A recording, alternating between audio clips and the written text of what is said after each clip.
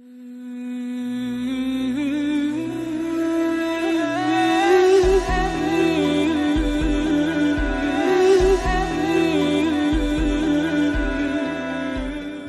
हम्दुलिल्लाह नहमदुहु व नुसल्ली अला रसूलिहिल करीम अम्मा बाद इन्नल्लाह व मलाइकतहु युसल्लूना अलन नबी या अय्युहल्लज़ीना आमनु सल्लु अलैहि व सल्लिमु तस्लीमा अल्लाहुम्मा सल्लि अला मुहम्मद व अला आलि मुहम्मद अल्लाहुम्मा बारिक अला मुहम्मद व अला आलि मुहम्मद रब्बी यस्सिर व ला तुअस्सिर व तम्मिम बिल खैर। अस्सलामु अलैकुम व रहमतुल्लाहि व बरकातुहू। Welcome to Nasr Islamic classes. पिछली क्लास में हमने जो ग़ज़वा तबूक है उसके बारे में डिस्कस करना स्टार्ट किया था, और जो उसमें जो शुरुआत के वाक़यात हैं कि किस तरीक़े से रसूलुल्लाह क्यों उसका नाम ग़ज़वा तबूक है, पहले हमने इसको डिस्कस किया था। और फिर हमने डिस्कस किया था कि जो उसमें वाक़यात हुए हैं जो रसूलुल्लाह सल्लल्लाहु अलैहि वसल्लम ने फ़ंड्स जमा करने के लिए, जो आप कहें कि डोनेशन करने के लिए कहा है, क्योंकि बहुत दूर वो जो था तबूक का जो रास्ता था बहुत लंबा रास्ता था, और उसके लिए काफ़ी ज़्यादा आप कहें कि आर्मी को मैनेज करने के लिए बहुत ज़्यादा फ़ंड्स की ज़रूरत थी। तो वो हमने डिस्कस किया था कैसे कैसे किन किन सहाबा ने मदद की, और फिर उसमें हमने मुनाफ़िकीन के बारे में भी देखा था कि उनका क्या रोल रहा है उसके अंदर, और जितनी उसके अंदर कुरान की आयतें जो सूरत तौबा के अंदर अल्लाह ताला ने फरमाई हैं उससे रिलेटेड जितनी भी आयतें हमने उनको डिस्कस किया था। और हमने इंशाल्लाह यही डिसाइड किया है, यही सोचा है कि हम इसको, क्योंकि ये काफ़ी ज़्यादा इसके वाक़यात हमें मिलते हैं, डिटेल्स काफ़ी सारी मिलती हैं, हालांकि कोई ग़ज़वा नहीं हुआ है। ये बड़ी अपने आप में एक अमेजिंग सी बात है कि जितने भी अभी तक हमने, जैसे बद्र है या उहद है या अहज़ाब है, काफ़ी बड़े बड़े ये ग़ज़वात हैं और इनकी डिटेल्स हमें काफ़ी मिलती हैं। उन डिटेल्स में ज़्यादातर जो डिटेल्स है वो ग़ज़वे की डिटेल्स हैं जो उसके अंदर जंग हुई है, लेकिन इसके अंदर हम ये देखते हैं कि एक्चुअल बैटल तो कोई नहीं हुई है। रसूलुल्लाह सल्लल्लाहु अलैहि वसल्लम जब तबूक पर पहुँचते हैं तो वहाँ पर जो अपोजिशन की आर्मी होती है वो तो मिलती ही नहीं है रसूलुल्लाह सल्लल्लाहु अलैहि वसल्लम को और सहाबा इकराम को। तो उसके अलावा इसके अंदर बहुत सारी डिटेल्स हैं जो कुछ काफ़ी सारी डिटेल्स हमने पिछली क्लास में डिस्कस की थी, और इंशाल्लाह इसको हम ऑर्गेनाइज्ड वे में रखेंगे। आज की क्लास में इंशाल्लाह हम उन वाक़यात को पढ़ेंगे, उन वाक़यात के बारे में जानेंगे जिसमें रसूलुल्लाह सल्लल्लाहु अलैहि वसल्लम जब यहाँ से आर्मी लेकर के निकले, अपनी पूरी फ़ौज जत्था जो लेकर के निकले हैं और तबूक तक पहुँचने के, और जो रास्ते के जो वाक़यात हैं इंशाल्लाह हम उनको डिस्कस करेंगे। और अगली क्लास में इंशाल्लाह हम कोशिश करेंगे कि जो वहाँ से वापस आने के बाद के वाक़यात हुए हैं, रसूलुल्लाह जब आए हैं मदीना के अंदर, और कुछ 3 बड़े सहाबी ऐसे थे जो रह गए थे, तो इंशाल्लाह उनके बारे में हम डिस्कस करेंगे। तो वो सारे जो वाक़यात होंगे इंशाल्लाह, और उसको कंक्लूड करने की कोशिश करेंगे अगली क्लास में, और अगर फिर भी नहीं होता तो इंशाल्लाह एक और क्लास हम उसमें ऐड कर लेंगे। अब जो हमने पिछली बार डिस्कस किया था कि रसूलुल्लाह सल्लल्लाहु अलैहि वसल्लम ने सारे फ़ंड्स जमा कर लिए, और अब जब ये रसूलुल्लाह सल्लल्लाहु अलैहि वसल्लम की आर्मी निकलने के लिए तैयार थी मदीना से, और मदीना में अब देखिए ये जो मैंने बताया पिछली क्लास में भी डिस्कस किया था कि इसमें जाना फ़र्ज़ ऐन था। अब तक ऐसा नहीं था, फ़र्ज़ ऐन नहीं था, हर किसी के लिए फ़र्ज़ किफ़ाया था, लेकिन अब इस जंग में जाना जो ग़ज़वा तबूक है वो फ़र्ज़ ऐन था सब लोगों के ऊपर, सारे जितने भी सहाबा इकराम वहाँ पर मौजूद थे।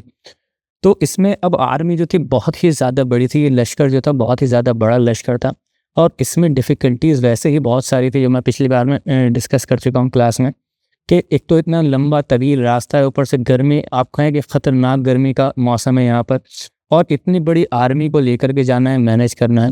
तो ये ना तो रसूलुल्लाह सल्लल्लाहु अलैहि वसल्लम के लिए प्रैक्टिकल था और ना ही फेज़िबल था कि रसूलुल्लाह सल्लल्लाहु अलैहि वसल्लम एक एक शख्स के बारे में रुक करके वहाँ पर देखें और उनको वो आर्मी के अंदर इंक्लूड कराएं। जैसे कि पहले रसूलुल्लाह का ये हम कहते हैं उमूमी तौर तक कि जब आर्मी निकलने वाली होती थी तो एक एग्ज़िट पॉइंट जो हुआ करता था, आप कहें कि मदीना का या जो शहर का जो एग्ज़िट पॉइंट हुआ करता था, वहाँ पर आर्मी को रोका करते थे, वहाँ पर ऑर्गेनाइज़ किया करते थे और वहाँ से लेकर के निकला करते थे। तो इसमें ये रसूलुल्लाह सल्लल्लाहु अलैहि वसल्लम के लिए फ़ीज़िबल और पॉसिबल नहीं था, क्योंकि बहुत ज़्यादा बड़ी आर्मी थी और गर्मी, शदीद गर्मी का ये मौसम था और काफ़ी लंबे सफ़र पर जाना था।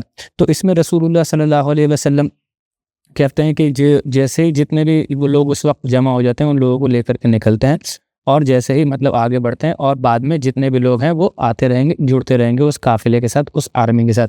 अब इसमें कुछ वाक़यात ऐसे भी हुए हैं कि कुछ लोग रह गए पीछे, आप कहें कि अपनी कहें कि जो प्रोक्रेस्टिनेशन होता है कि आज के अब कर लेंगे, अब चले जाएँगे, अब जा कर के मिल लेंगे आर्मी से जा कर के, उस आप कहें कि उस चीज़ के अंदर रह गए, शैतान ने उनको वरगला दिया और वो आर्मी से जाकर के उस वक्त में नहीं मिले, लेकिन बाद में आकर के मिलते हैं, और उन्हीं के वाक़यात को इंशाल्लाह हम डिस्कस भी करेंगे अभी।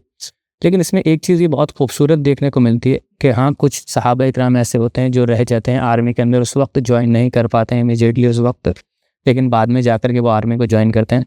लेकिन हम यहाँ पर ये देखते हैं सहाबा इकराम का जो आपस में इतना ज़बरदस्त आप कहें कि एटीट्यूड था एक दूसरे के अंदर, उसके अंदर कुछ मुनाफिक भी आ गए, तो उनकी मैं बात नहीं कर रहा हूँ, उन लोगों ने जो इंस्टिगेट करने की कोशिश की लेकिन सहाबा-ए-किराम का इतना ज़बरदस्त मिजाज था कि उन्होंने रसूलुल्लाह सल्लल्लाहु अलैहि वसल्लम के पास जा कर के कंप्लेन नहीं की कि या रसूलुल्लाह फ़लाँ शख्स नहीं आया, फ़लाँ शख्स नहीं आया है। और अगर कोई रसूलुल्लाह को आकर बताता भी था, अगर कोई मुनाफ़िक़ ये आप कहें कि शैतानी हरकत करने की कोशिश करता था रसूलुल्लाह या सहाबा-ए-किराम के दिल में एक दूसरे की बुराई करने के लिए, रसूलुल्लाह के पास जाकर तंज़िया तौर पर कहता था कि वो फ़लाँ शख्स नहीं आए हैं, वो तो बड़े मतलब एक तरीक़े से कहने का मतलब ये होता है कि वो तो बड़े ईमान वाले बनते हैं, वो तो बड़े आगे बढ़ चढ़ कर दिखाते हैं आपको हम मोहब्बत करते हैं, वो तो इस क़स्बे के अंदर शामिल नहीं हुए। तो उस पर फिर रसूलुल्लाह सल्लल्लाहु अलैहि वसल्लम की भी आप देखें कि एक जो लीडर होता है और रसूलुल्लाह की जो मोहब्बत थी सहाबा-ए-किराम के साथ, वो भी झलकती है। रसूलुल्लाह सल्लल्लाहु अलैहि वसल्लम उस पर इंस्टिगेट होकर कुछ बुरा भला नहीं कहते उनको। रसूलुल्लाह सल्लल्लाहु अलैहि वसल्लम कहते हैं कि उनके अंदर अगर कोई खैर वाक़ई है तो इंशाअल्लाह वो ज़रूर आ जाएँगे, आकर के मिल जाएँगे आर्मी से, और अगर वो नहीं आ पाए तो अल्लाह ताला ने उनकी शर से तुम्हें बचा लिया। तो यहाँ पर भी रसूलुल्लाह सल्लल्लाहु अलैहि वसल्लम उनके लिए कोई बहुत ज़्यादा गलत अल्फ़ाज़ नहीं बोलते हैं, और एक जैसे लीडर होता है कि अपने आप कहें कि लोगों को जानते हैं, वो जानते थे कि जितने भी उनके सहाबा-ए-किराम हैं, जब तक कोई ऐसी मजबूरी नहीं होगी कि नहीं आ सकते वाक़ई में, तब तो वो रुक सकते हैं, वरना वो वहाँ नहीं रुकेंगे, पीछे आकर के जॉइन कर लेंगे। तो इसके अंदर हम ये देखते हैं रसूलुल्लाह सल्लल्लाहु अलैहि वसल्लम जब निकलते हैं तो सबसे पहली जो हमें स्टोरी एक जो वाक़या मिलता है, जो पीछे रह जाते हैं, वो है अबू ख़ैसमा रज़ियल्लाहु ताला अन्हु जो है ये पीछे रह जाते हैं। और इनका वाक़या क्या रहता है, वो क्यों पीछे रह जाते हैं? अब जिस दिन में मैं जब जिस वक़्त में ये आर्मी निकल रही थी, हमने आपको बताया पिछली क्लास में कि उस वक़्त में काफ़ी शदीद आप कहें कि गर्मी का मौसम था और बागों में फ़सल भी तैयार थी। तो ये उस वक़्त में अपने बाग की ही देखभाल कर रहे होते हैं, उनका जो गार्डन था एक उसको उसी की देखभाल कर रहे होते हैं। और ये उस गर्मी में से कहीं से बाज़ार से कुछ सामान वग़ैरह लेकर के जब आते हैं, अपने बाग की तरफ जाते हैं, बगीचे की तरफ अपने जब जाते हैं, तो ये क्या देखते हैं कि वहाँ पर शेड में मतलब एक कुछ ऐसी जगह होगी जहाँ पर बैठने की, आराम करने की जगह होगी। वहाँ पर एंट्रेंस पर उनकी दोनों बीवियाँ, 2 बीवियाँ थी इनकी, इनकी दोनों ही बीवियाँ उनका इंतज़ार कर रही हैं और उन्होंने उनके लिए बेहतरीन खाना बनाया है, इनकी दोनों ही बीवियों ने। और ये चीज़ यहाँ पर इस मुआशरे के लिए तसव्वुर करना बहुत ही ज़्यादा आप कहें कि अजीब-सी होगी कि 2 बीवियाँ और 2 बीवियाँ बड़े अच्छे से इंतज़ार कर रही हैं, उनकी आपस में लड़ाई नहीं है उनकी, और उन दोनों ने उनके लिए खाना बना कर के रखा है। लेकिन वहाँ का आप कहें कि अमूमी मिजाज था कि वहाँ पर 2 या 3 शादियाँ हुआ करती थी, और आज भी वहाँ पर 2-3 शादियाँ होती हैं। तो बीवियों का उनका रिलेशनशिप आपस में अच्छा होता है, ऐसा नहीं होता है कि लड़ाइयाँ, और यहाँ पर जैसे यहाँ पर कोई तसव्वुर ही नहीं कर सकता। सबसे पहले यही कहती हैं बीवियाँ कि अगर दूसरी शादी करी तो मुझे तलाक दे देना। तो ख़ैर उनकी जो दोनों बीवियाँ होती हैं वो इंतज़ार करती होती हैं, उनके लिए खाना बनाया होता है अबू ख़ैसमा रज़ियल्लाहु ताला अन्हु के लिए। वो जाते हैं वहाँ पर, गर्मी से आए हुए होते हैं, ठंडा पानी उनके लिए रखा होता है, शरबत वग़ैरह। वो जाते हैं, बैठते हैं वहाँ पर अपना खाना खाने के लिए अपनी दोनों बीवियों के साथ। तो अपने और खाना भी बहुत लज़ीज़ उन्होंने बहुत अच्छा बनाया होता है उनके लिए। उसकी खुशबू सूंघ कर के एकदम से वो कहते हैं कि उनका ज़हन जो था रसूलुल्लाह सल्लल्लाहु अलैहि वसल्लम की तरफ गया, और उनको एकदम से ये ख़्याल आया कि रसूलुल्लाह सल्लल्लाहु अलैहि वसल्लम जो हैं वो तो इस शदीद गर्मी के अंदर, इस आप कहेंगे शिद्दत वाले मौसम के अंदर, रसूलुल्लाह सल्लल्लाहु अलैहि वसल्लम पूरी आर्मी के साथ और पूरी जो फ़ौज है उसके साथ जा रहे हैं, तकलीफ़ में हैं। मतलब जो आप कहें कि कोई बहुत अच्छा एनवायरनमेंट तो नहीं है, एक मशक्क़त की जो आप कहें कि पीरियड में रसूलुल्लाह सल्लल्लाहु अलैहि वसल्लम और सहाबा-ए-किराम हैं, और वो ये सोचते हैं कि मैं यहाँ पर मज़े कर रहा हूँ, अपनी बीवियों के साथ हूँ, और एक बेहतरीन सा खाना बना हुआ है यहाँ पर, ठंडा पानी, शरबत, सारी चीज़ें मौजूद हैं, और मैं यहाँ साए के अंदर आराम से बैठा हुआ हूँ। तो उनका जो कॉन्शियस था वो एकदम से जाग जाता है और उनको गवारा नहीं करता। वो ये कहते हैं कि मैं ये खाना नहीं खाऊँगा। अपनी बीवियों से कहते हैं कि मेरा जो खाना सामान वगैरह है बाँध दो, और मैं ऊँटनी अपनी लेकर के आता हूँ। मैं जैसे ही जाऊँगा, मुझसे गलती हो गई, देर हो गई जाने में, आर्मी के साथ जॉइन करने में, और मैं यहाँ से फ़ौरन निकलूँगा और रसूलुल्लाह सल्लल्लाहु अलैहि वसल्लम को जा कर के जॉइन करूँगा, जो आर्मी जा रही है उस जत्थे से जा कर के जा मिलूँगा। तो उनकी बीवियाँ जो थीं वो उनको खाना वगैरह जो थे उनको तैयार करके देती हैं, बाँध करके देती हैं। वो अपने ऊँट को लेकर के आते हैं, और जैसे ही वहाँ से निकलते हैं मदीना से थोड़ा ही आगे बढ़ते हैं, थोड़ी ही दूर का फ़ासला तय करते होंगे, तो उन्हें एक और सहाबी मिल जाते हैं जिनका नाम था उमैर इब्न वहब अल-जुमाही। उमैर इब्न वहब अल-जुमाही, इनके बारे में हम काफ़ी डिटेल से डिस्कस कर चुके थे। जो जंग बदर हुई उसके बाद इनके वाक़यात को हमने डिस्कस किया था। सफ़वान इब्न उमैया के ये भाई हैं, कज़न हैं, और ये इस वक्त इस्लाम, उसी वक्त उन्होंने शुरुआत में इस्लाम कबूल कर लिया था। तो ये भी जाते होते हैं, और ये आपस में जब मिलते हैं तो ये एक दूसरे से पूछते हैं कि आपका क्या रीज़न रह गया, आप क्यों नहीं गए, आपका क्या रीज़न। तो वो अभी हमने अबू ख़ैसमा रज़ियल्लाहु ताला अन्हु के बारे में तो पता कर लिया कि उनका क्यों रह गए थे वो। उमैर इब्न वहब जो थे वो इस वजह से नहीं रह गए थे कि वो या तो अनाउज़ु बिल्लाह जाना नहीं चाह रहे थे, या शैतान ने उनको बरगला दिया था, बल्कि वो जाना तो चाह रहे थे, और उसी जाने की तैयारी में अपने लिए कुछ साज़ो-सामान इकट्ठा कर रहे थे, हथियार इकट्ठा कर रहे थे, सवारी का इंतज़ाम कर रहे थे।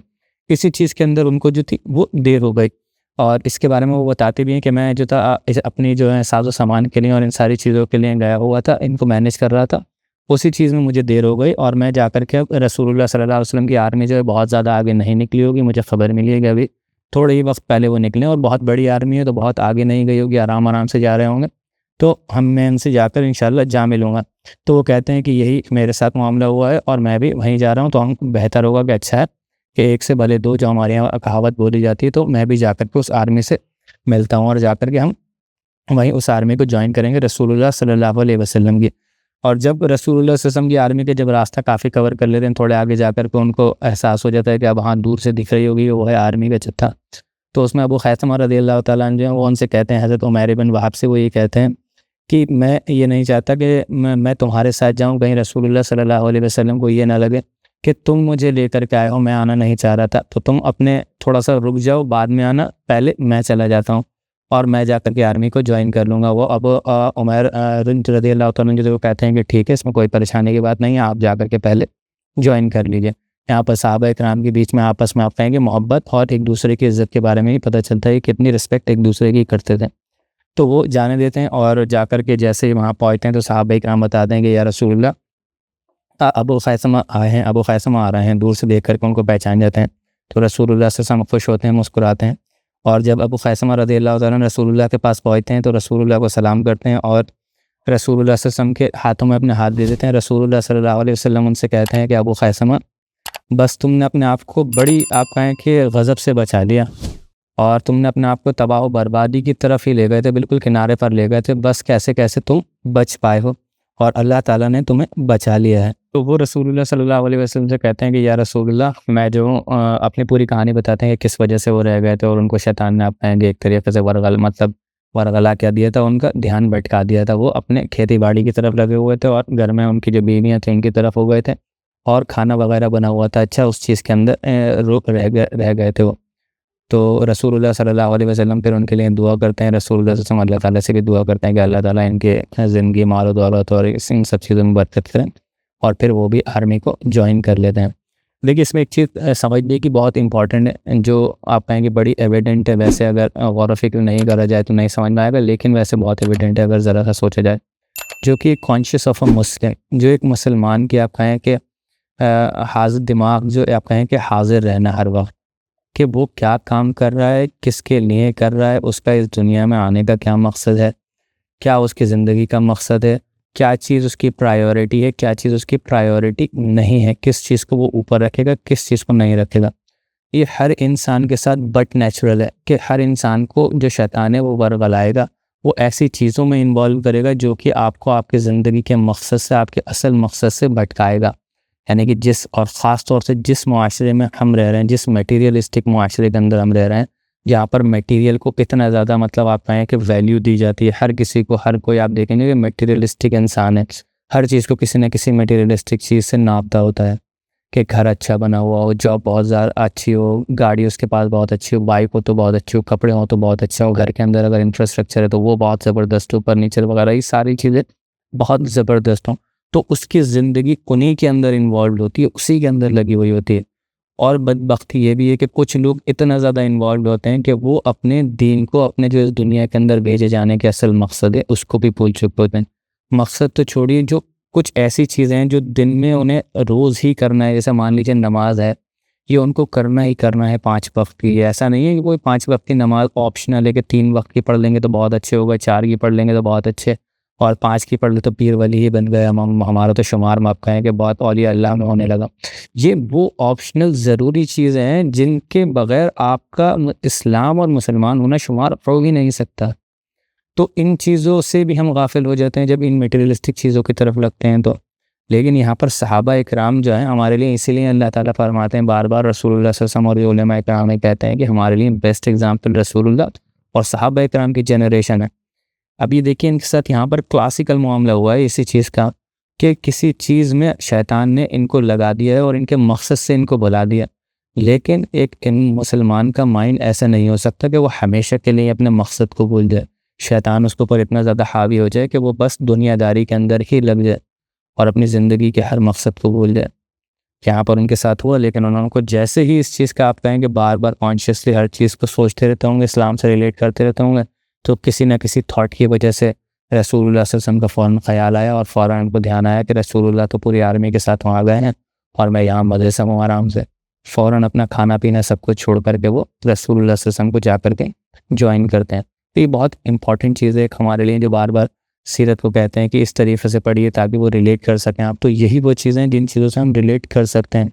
हमारे साथ भी नो डाउट ये मामले होंगे और बहुत सारे वक्त में ऐसा होगा कि, और मैं बता रहा हूँ कि जिस तरीके के मटेरियलिस्टिक वर्ल्ड के अंदर हम रह रहे हैं यहाँ पर, तो वहाँ पर तो होना लाजिम है, लेकिन ऐसा नहीं होना चाहिए कि हम अपनी ज़िंदगी का मकसद ही भूल जाएँ। देखिए आजकल के जो सोशल मीडिया है, ख़ास तौर से जो यंग जनरेशन आ रही है, जो नई नस्ल आ रही है, आप देखिए माँ बाप अपने बच्चों को, ख़ास तौर से ये जो सोशल मीडिया का मामला आया है, अपने बच्चों को किस तरफ लगाए हुए हैं। हर बच्चा दूसरा रील्स बनाने पर लगा हुआ है। आप कहें कि अपने, और रील्स भी किस तरीके की बेवकूफ़ी की, टाइम बर्बाद, बिल्कुल ना कोई उनका सेंस है, नाचना गाना यही चीज़ों के अंदर सिर्फ लगे हुए हैं। वो बच्चे जिनका ब्रॉटअप ऐसा होगा, जिनके आप कहें कि उनको परवरिश ऐसी दी जाएगी, तो वो बच्चे क्या अपनी ज़िंदगी का मकसद जानेंगे? और वो माँ बाप जो अपने बच्चों को ये चीज़ें सिखा रहे होंगे, क्या उनका भी खुद मकसद क्लियर होगा अपनी ज़िंदगी का? अल्लाह ताला ने इस दुनिया के अंदर क्यों भेजा है? क्या खेल तमाशे की ये सिर्फ दुनिया, इसीलिए अल्लाह ताला ने यहाँ पर इस मुआशरे के अंदर भेजा है? तो ये बड़ी हमें अपने आप से कॉन्शियसली सवाल करने की ज़रूरत है कि हमें अल्लाह ताला ने क्यों भेजा है, इस दुनिया में भेजने का मकसद क्या है, और उस मकसद के लिए हम क्या कर रहे हैं, हमारी प्रायोरिटीज़ क्या हैं। जैसे कि हमने देखा कि यहाँ पर उनकी सहाबा इकराम की, अबू ख़ैसमा रज़ियल्लाहु ताला अन्हु की प्रायोरिटी क्या थी कि रसूलुल्लाह सल्लल्लाहु अलैहि वसल्लम के साथ जॉइन करें, जो अल्लाह और उसके रसूल का हुक्म है उसके हुक्म में शामिल हो जाएँ। तो ये बहुत इंपॉर्टेंट एक लेसन है हमारे लिए इस स्टोरी से याद करने का। अब इसी में जो दूसरा वाक़या था, एक और सहाबी के बारे में आता है जो रह गए थे पीछे और जिन्होंने बाद में जा कर के जॉइन किया था, और ये तो बड़ा ही इमोशनल वाक़या है। वो जो सहाबी जो रह गए थे पीछे, वो थे हज़रत अबू ज़र अल-ग़फ़ारी रज़ियल्लाहु ताला। अबू ज़र अल-ग़फ़ारी रज़ियल्लाहु ताला जो है, इनका असली नाम ही हम पहले डिस्कस कर चुके, पता नहीं शायद मैंने डिस्कस किया या नहीं किया। इनका असली नाम था जुंदुब इब्न जुनादा रज़ियल्लाहु ताला, लेकिन ये अबू ज़र अल-ग़फ़ारी रज़ियल्लाहु ताला के नाम से ज़्यादा मशहूर हैं। अबू ज़र यानी कि बहुत दुबले पतले थे ये, तो इनको रसूलुल्लाह सल्लल्लाहु अलैहि वसल्लम को भी जब नाम याद था, वो इसी वजह से इनका नाम याद था। बड़ा इंटरेस्टिंग इनका वाक़या है।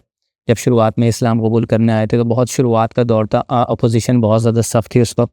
जब आते हैं ये इस्लाम कबूल करने के लिए, तो इनको जब पता चलता है, इनका जो कबीला था ग़िफ़ार का कबीला, आप कहें वो ऐसे कबीला था जो कि रेड वगैरह, हाईवे रॉबरी वगैरह किया करते थे। जो यहाँ से मक्का से पूरा एक रूट जाया करता था, जो रास्ता था, जो काफ़िले जाया करते थे सीरिया, बिज़नेस कैरावैन जो हुआ करते थे, उनमें लूट-पाट वगैरह किया करते थे, और उनमें जो भी माल हाथ आया करते थे उसको अपने पास रखा करते थे और खाया पिया करते थे। जब वो माल ख़त्म हो जाया करता था, फिर दोबारा से हाईवे पर आकर के रेड किया करते थे, फिर लूट-मारी करके खाया करते थे। तो इनसे मक्का वालों ने कि आप कहें कि एक तरीक़े से मुआहिदा कर लिया था पहले से ही, दौर जाहिलियत से। ग़िफ़ार कबीला जो था रास्ते में ही पड़ता था, ये जो मक्का से सीरिया का रास्ता था, बीच में ग़िफ़ार कबीले का वो जो जहाँ पर ये रहा करते थे एरिया पड़ता था। तो इनसे मक्का वालों ने एक, आप कहें कि एक कॉन्ट्रैक्ट कर लिया था, एक अलायंस कर लिया था कि तुम हमारा जो काफ़िला है उसके ऊपर रेड वगैरह मत किया करो, हम तुम्हें खुद से ही कुछ चीज़ यहाँ से निकलने का मुआवज़ा वगैरह दिया करेंगे, कुछ पैसा या कुछ चीज़ें दिया करेंगे जिससे तुम्हारा काम हो जाया करेगा। तो वो कहते हैं कि ठीक है, इज़्ज़त से, मतलब आप कहेंगे है चोरी डकैती का ही माल, वो भी इज़्ज़त से मिल रहा है, तो इसमें क्या बुरी बात है।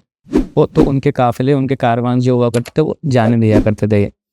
तो ये जो थे शुरुआत के दौर में आते हैं, जब रसूलुल्लाह के बारे में पता चलता है, उनके दावत के बारे में पता चलता है, सर्कल बढ़ता है, बाहर तक ये बात जाती है। तो जब ग़िफ़ार कबीले तक ये बात पहुंचती है, तो ये अपने भाई से डिस्कस करते हैं रसूलुल्लाह के बारे में, और अपने भाई से कहते हैं कि तुम जा कर के पता करो, जा कर के देख के आओ कौन है ये शख्स। तो अब देखिए, हिदायत अल्लाह ताला किसी को भी दे सकता है। अब ये समझ सकते हैं कि हाईवे रॉबरी करने वाला एक पूरा कबीला, और ये भी उसी के अंदर शामिल था। अब इस्लाम आने से पहले की बात है, अपने चोरी डकैती किया करते थे। तो ये अपने भाई को भेजते हैं, इनके भाई जो है वो आकर के देखते हैं क्या मामला है। रसूलुल्लाह सल्लल्लाहु अलैहि वसल्लम मिलते हैं बड़े खुफिया तरीक़े से, और आकर के रसूलुल्लाह की देखते हैं, उनसे बहुत इंप्रेस होते हैं मिल कर के रसूलुल्लाह से, और जाकर के अपने भाई को बताते हैं, अबू ज़र ग़िफ़ारी को, और कहते हैं कि हाँ, एक ऐसा मामला तो है कि कोई एक नबी आए हुए हैं, अपनी नबूवत का दावा कर रहे हैं और इस्लाम के बारे में बता रहे हैं। लेकिन वहाँ पर अपोजिशन बहुत ज़्यादा सख्त है, कहते हैं उनकी मुखालिफत बहुत ज़्यादा है, हर किसी से पूछ नहीं सकते, हर कोई बताएगा नहीं।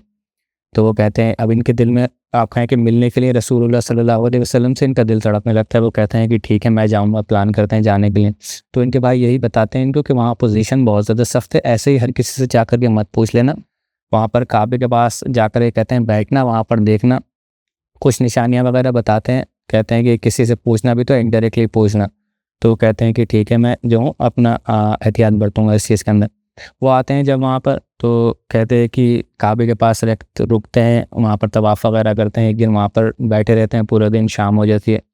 तो कुछ रिवायतों में आता है हज़रत अली रज़ियल्लाहु तआला अन्हु के बारे में, कुछ रिवायतों में आता है कि हज़रत अबू बकर रज़ियल्लाहु तआला अन्हु उनको देखते हैं तो आकर के उनसे मिलते हैं।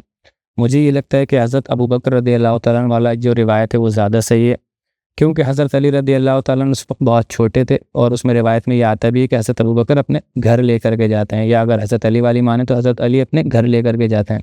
हालाँकि हज़रत अली रज़ियल्लाहु तआला अन्हु तो रसूलुल्लाह सल्लल्लाहु अलैहि वसल्लम के साथ ही रुका करते थे। बहुत शुरुआत का ये मामला है, जब शुरू में ही रसूलुल्लाह ने अपनी दावत को ओपन किया था, अभी हबशा की भी हिजरत नहीं हुई थी, उस वक़्त का ये मामला है। तो वो आकर के रसूलुल्लाह वो बैठते हैं तो हज़रत अबू बकर रज़ियल्लाहु उनसे पूछते हैं, पूरा दिन हो गया यहाँ पर बैठे हुए काफ़ी लंबे वक़्त से, तो उनसे पूछते हैं कि क्या आपको कोई काम वगैरह है कुछ? तो वो, क्योंकि उनके भाई ने बता दिया था कि यहाँ पर जो है बहुत ज़्यादा सख्त पोजीशन है, ऐसे नाम मत ले लेना, मोहम्मद का, तो उनसे मिलने आया हूँ, उनके दीन के बारे में जानने आया हूँ। तो वो कहते हैं हाँ, मैं किसी काम से आया था और मुझे देर हो गई और मेरे पास खाने-पीने का भी कोई इंतज़ाम नहीं है। तो अबू बकर रज़ियल्लाहु तआला अन्हु तो वैसे ही आप कहें कि इतने ज़्यादा सदक़ा और ये चैरिटी वगैरह करने वाले थे, जिनके बारे में कुरान ने भी अल्लाह ताला फरमाता है कि इसलिए इतनी ज़्यादा चैरिटी सदक़ा करते हैं कि अल्लाह ताला की रज़ा हासिल कर सकें। तो वो कहते हैं कि ठीक है, आप मेरे घर चलिए, मैं आपको कुछ खाने-पीने का इंतज़ाम करा दूँगा, सुबह हो तो आप चले जाइएगा अपने घर। तो वो कहते हैं कि बहुत ही बेहतर होगा ये तो। हज़रत अबू बकर अपने घर ले जाते हैं उनको और रोकते हैं, रात भर खाना वगैरह उनको देते हैं। सुबह को वो कहते हैं कि ठीक है मैं जा रहा हूँ, और सुबह को फिर वहीं आते हैं, काबे के बाहर बैठते हैं और वहाँ दिन भर रहते हैं, और फिर वही शाम होती है तो अबू बकर रज़ियल्लाहु अन्हु मिलते हैं। वो कहते हैं कि मैं जिस काम से आया था मेरा वो काम नहीं हो पाया और अब मुझे रुकना पड़ेगा। तो अबू बकर रज़ियल्लाहु अन्हु दूसरे दिन भी अपने घर ले जाते हैं और तीसरे दिन भी फिर अपने घर ले जाते हैं। तीसरे दिन जब अपने घर लेकर के जाते हैं तो हज़रत अबू बकर रज़ियल्लाहु अन्हु उनसे पूछते हैं कि कुछ और मामला है, लग नहीं रहा है कि आप किसी बिज़नेस या किसी काम के लिए आए हैं, वरना अब तक तो वो काम हो जाता, अगर नहीं हुआ तो मुझे काम हो बताइए आपका, मैं हो सकता है कुछ मदद करूँ उसके अंदर। तो अबू ज़र गफ़ारी बड़ा डरते-डरते उनसे ये पूछते हैं कि यहाँ पर कोई मोहम्मद हैं? वो कहते हैं कि हाँ मोहम्मद हैं, आप क्यों आए हैं, क्यों पूछ रहे हैं उनके बारे में? तो वो कहते हैं कि मैं ये उनके बारे में, दीन के बारे में हमने सुना है कि वो नया दीन लेकर के आए हैं, मैं उस दीन के बारे में जानने के लिए आया हूँ। तो अबू बकर रज़ियल्लाहु अन्हु खुश होते हैं, वो कहते हैं कि हाँ, पूरा उनको दीन के बारे में बताते हैं, दावत के बारे में बताते हैं, जो भी पूरा मामला होता है। और फिर वो कहते हैं कि सुबह को मैं आपको मिलवाऊँगा, रसूलुल्लाह से लेकर के चलूँगा, और आप बस ऐसा करना कि मेरे पीछे-पीछे चलते रहना, थोड़ा डिस्टेंस बना कर के, बिल्कुल पीछे मेरे साथ में मत चलना, थोड़ा डिस्टेंस बना कर के चलते रहना, और मैं जहाँ-जहाँ जाऊँ बस मुझे फ़ॉलो करते रहना, जिस घर के अंदर मैं दाखिल हूँ, वहाँ उस घर के अंदर दाखिल हो जाना, यानी कि दारुल अरक़म के अंदर। और वो कहते हैं कि अगर मुझे लगेगा कोई ख़तरा रास्ते में, तो मैं क्या करूँगा, अपनी जूतियाँ गाँठने के लिए बैठ जाऊँगा, जैसे जूतियाँ ठीक करने के लिए बैठ जाऊँगा, जैसे आज के ज़माने में लेसेस वगैरह बाँधने के लिए, उस वक़्त में लेसेस नहीं होते थे, तो जूतियाँ वगैरह गाँठने के लिए बैठ जाऊँगा, और तुम सीधे निकल जाना, तुम रुकना मत मेरे पीछे, तुम चाहते जाना, क्योंकि वो वहाँ कोई ख़तरा होगा, मैं तुम्हें रोक करके नहीं बताऊँगा। तो वो कहते हैं कि ठीक है, ऐसा ही करूँगा। अगले दिन क्या करते हैं, वो जाते हैं और उनको रसूलुल्लाह सल्लल्लाहु अलैहि वसल्लम के पास लेकर के जाते हैं दारुल अरक़म में, और वो हज़रत अबू ज़र गफ़ारी रसूलुल्लाह से मिलते हैं और रसूलुल्लाह से हाथ पर बैत करते हैं, इस्लाम के बारे में पूछते हैं, उनको बहुत ज़्यादा इम्प्रेस होते हैं, वहीं इस्लाम कबूल कर लेते हैं। और अब इनका कैरेक्टर जो है ना, बड़ा ज़बरदस्त कैरेक्टर है तो ये दुबले-पतले बहुत, आप कहेंगे जिस्मानी तौर से, अगर फिज़िकली उनको देखा जाए तो, लेकिन इनका जो कैरेक्टर है ना, बड़ा ज़बरदस्त कैरेक्टर है, बड़ा इम्प्रेस करता है इनका कैरेक्टर, अगर आप पढ़ेंगे तो। इनको अगर कोई बात पता चल जाए हक़ है, तो फिर ये उसको छुपा नहीं सकते, डंके की चोट पर कहेंगे, इनको अपनी जान, माल, किसी चीज़ की कोई फ़िक्र नहीं होती है। ये रसूलुल्लाह सल्लल्लाहु अलैहि वसल्लम से कहते हैं कि मैं अब इस्लाम तो कबूल कर लिया, वो कहते हैं कि मैं जो हूँ अब अपने जो ईमान का ऐलान करूँगा जाकर के मक्का के अंदर, काबे के बाहर। रसूलुल्लाह सल्लल्लाहु अलैहि वसल्लम मना करते हैं कि नहीं, ऐसा मत करो, अपोज़िशन बहुत ज़्यादा सख्त है, तुम्हें ही नुकसान होगा, इस चीज़ का तुम्हें कोई प्रोटेक्ट करने वाला भी नहीं है। कहते हैं कि अल्लाह है बस मुझे प्रोटेक्ट करने वाला, मुझे अपनी जान की कोई फ़िक्र नहीं है। जब मुझे इतनी ज़बरदस्त चीज़ पता चली है, इस्लाम के बारे में पता चला, मैं चाहता हूँ औरों को भी बताऊँ, इसको अलग ऐलान करूँ। तो ख़ैर रसूलुल्लाह रोकते नहीं हैं, क्योंकि ऐसी चीज़ें रोक भी नहीं सकते। एज़ अ लीडर, या आप कहें कि एज़ अ खैर-ख्वाही में रसूलुल्लाह सल्लल्लाहु अलैहि वसल्लम को बता रहे थे कि ठीक है, ये आसानी वाली राह तुम इख्तियार कर लो, आसान है तुम्हारे लिए, कि मत बताओ किसी को, अपनी जगह वापस चले जाओ, वहाँ पर जाकर के दीन का काम करो।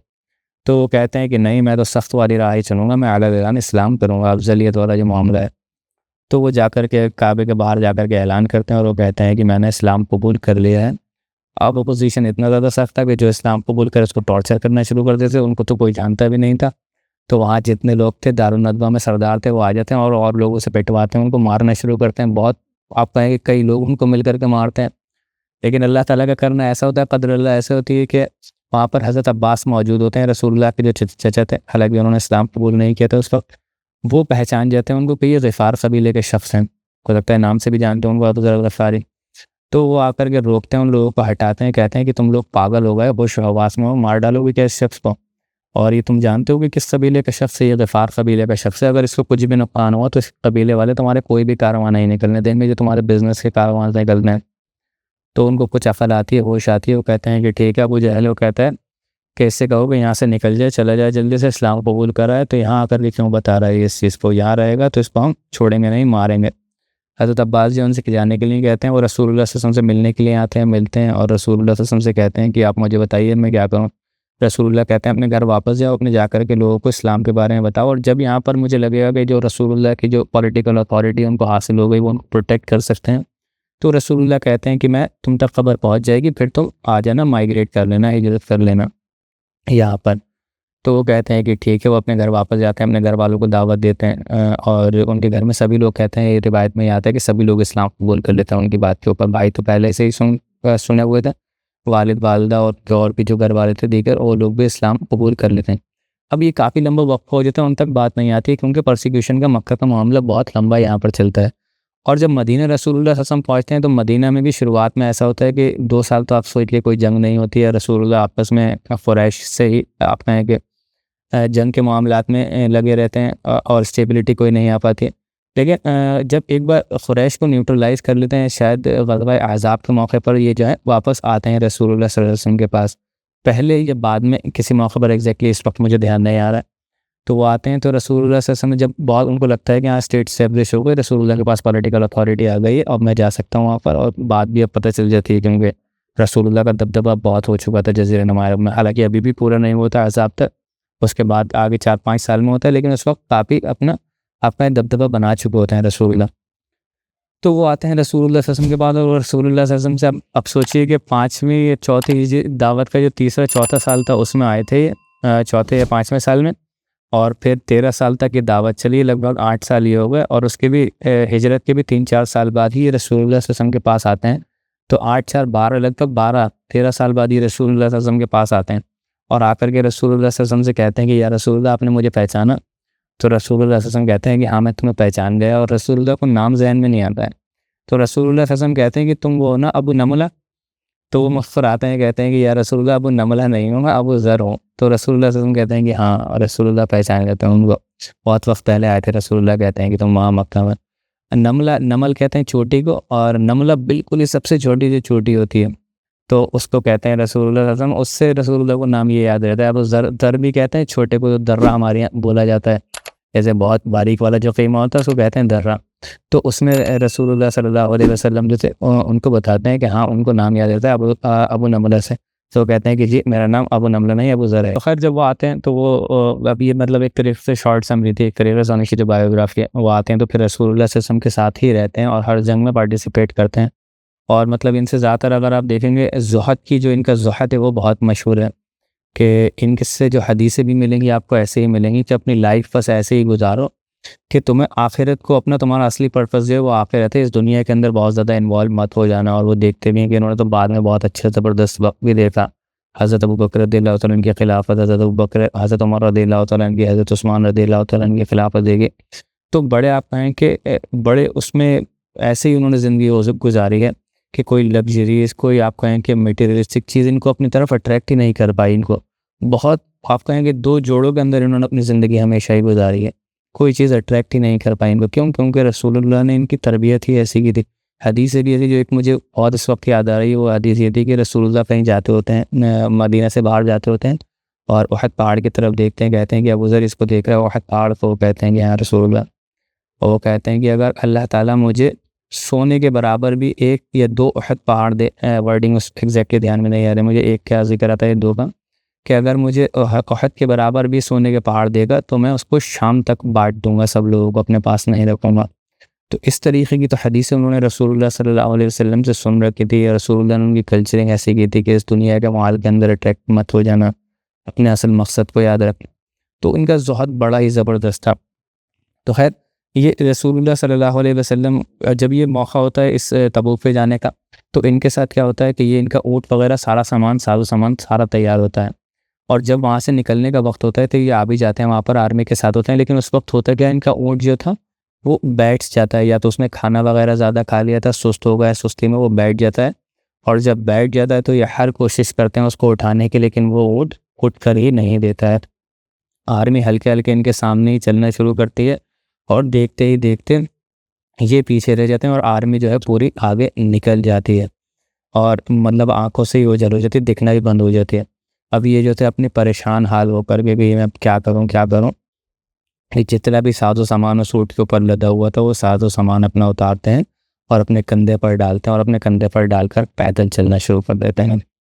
सोचा है कि ईमान का क्या लेवल है इनके, कि ये नहीं सोच रहे हैं। आप सोचिए कि अगर प्रैक्टिकलिटी में जाया जाए और प्रैक्टिकली सोचा जाए, बहुत सारे मुसलमानों के लिए एक बहुत बड़ा मैसेज भी आता है अगर देखा जाए तो, कि प्रैक्टिकलिटी की तरफ नहीं जाते हैं कि मैं कहाँ जाऊँगा पैदल चल करके, इतना सादो सामान लाद करके कैसे मिलूँगा। वो लोग तो घोड़ों पर सवारियों पर जा रहे हैं, पूरी आर्मी और कब की निकल गई है, मैं अकेला कैसे जाऊँगा, मेरा तो पानी वगैरह भी कितनी दूर तक मेरा साथ देगा, खाना वगैरह भी जो होगा, और ये टांगें मेरी कितनी, और हेल्थ भी जो मैं आपको बता रहा हूँ कि फिजिकल स्ट्रक्चर भी कोई बहुत ज़्यादा वो नहीं था कि लहीम शहीम हो, बहुत स्ट्रॉन्ग हो, बहुत दुबले पतले इनके बारे में आता है कि हज़रत अबू ज़र ग़फ़ारी रज़ियल्लाहु तआला अन्हु थे।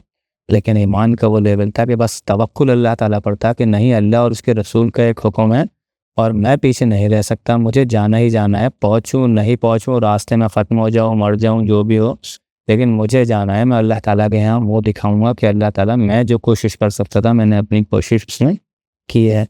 वो वहाँ से चलना शुरू करते हैं, और आप सोचिए कि कई घंटों चले होंगे या 1 आध 2 दिन चले होंगे, तब जा कर के वो कहते हैं कि आर्मी उनको दिखना शुरू होती है कि वहाँ पर फ़लाँ जगह पर आर्मी रुकी हुई है।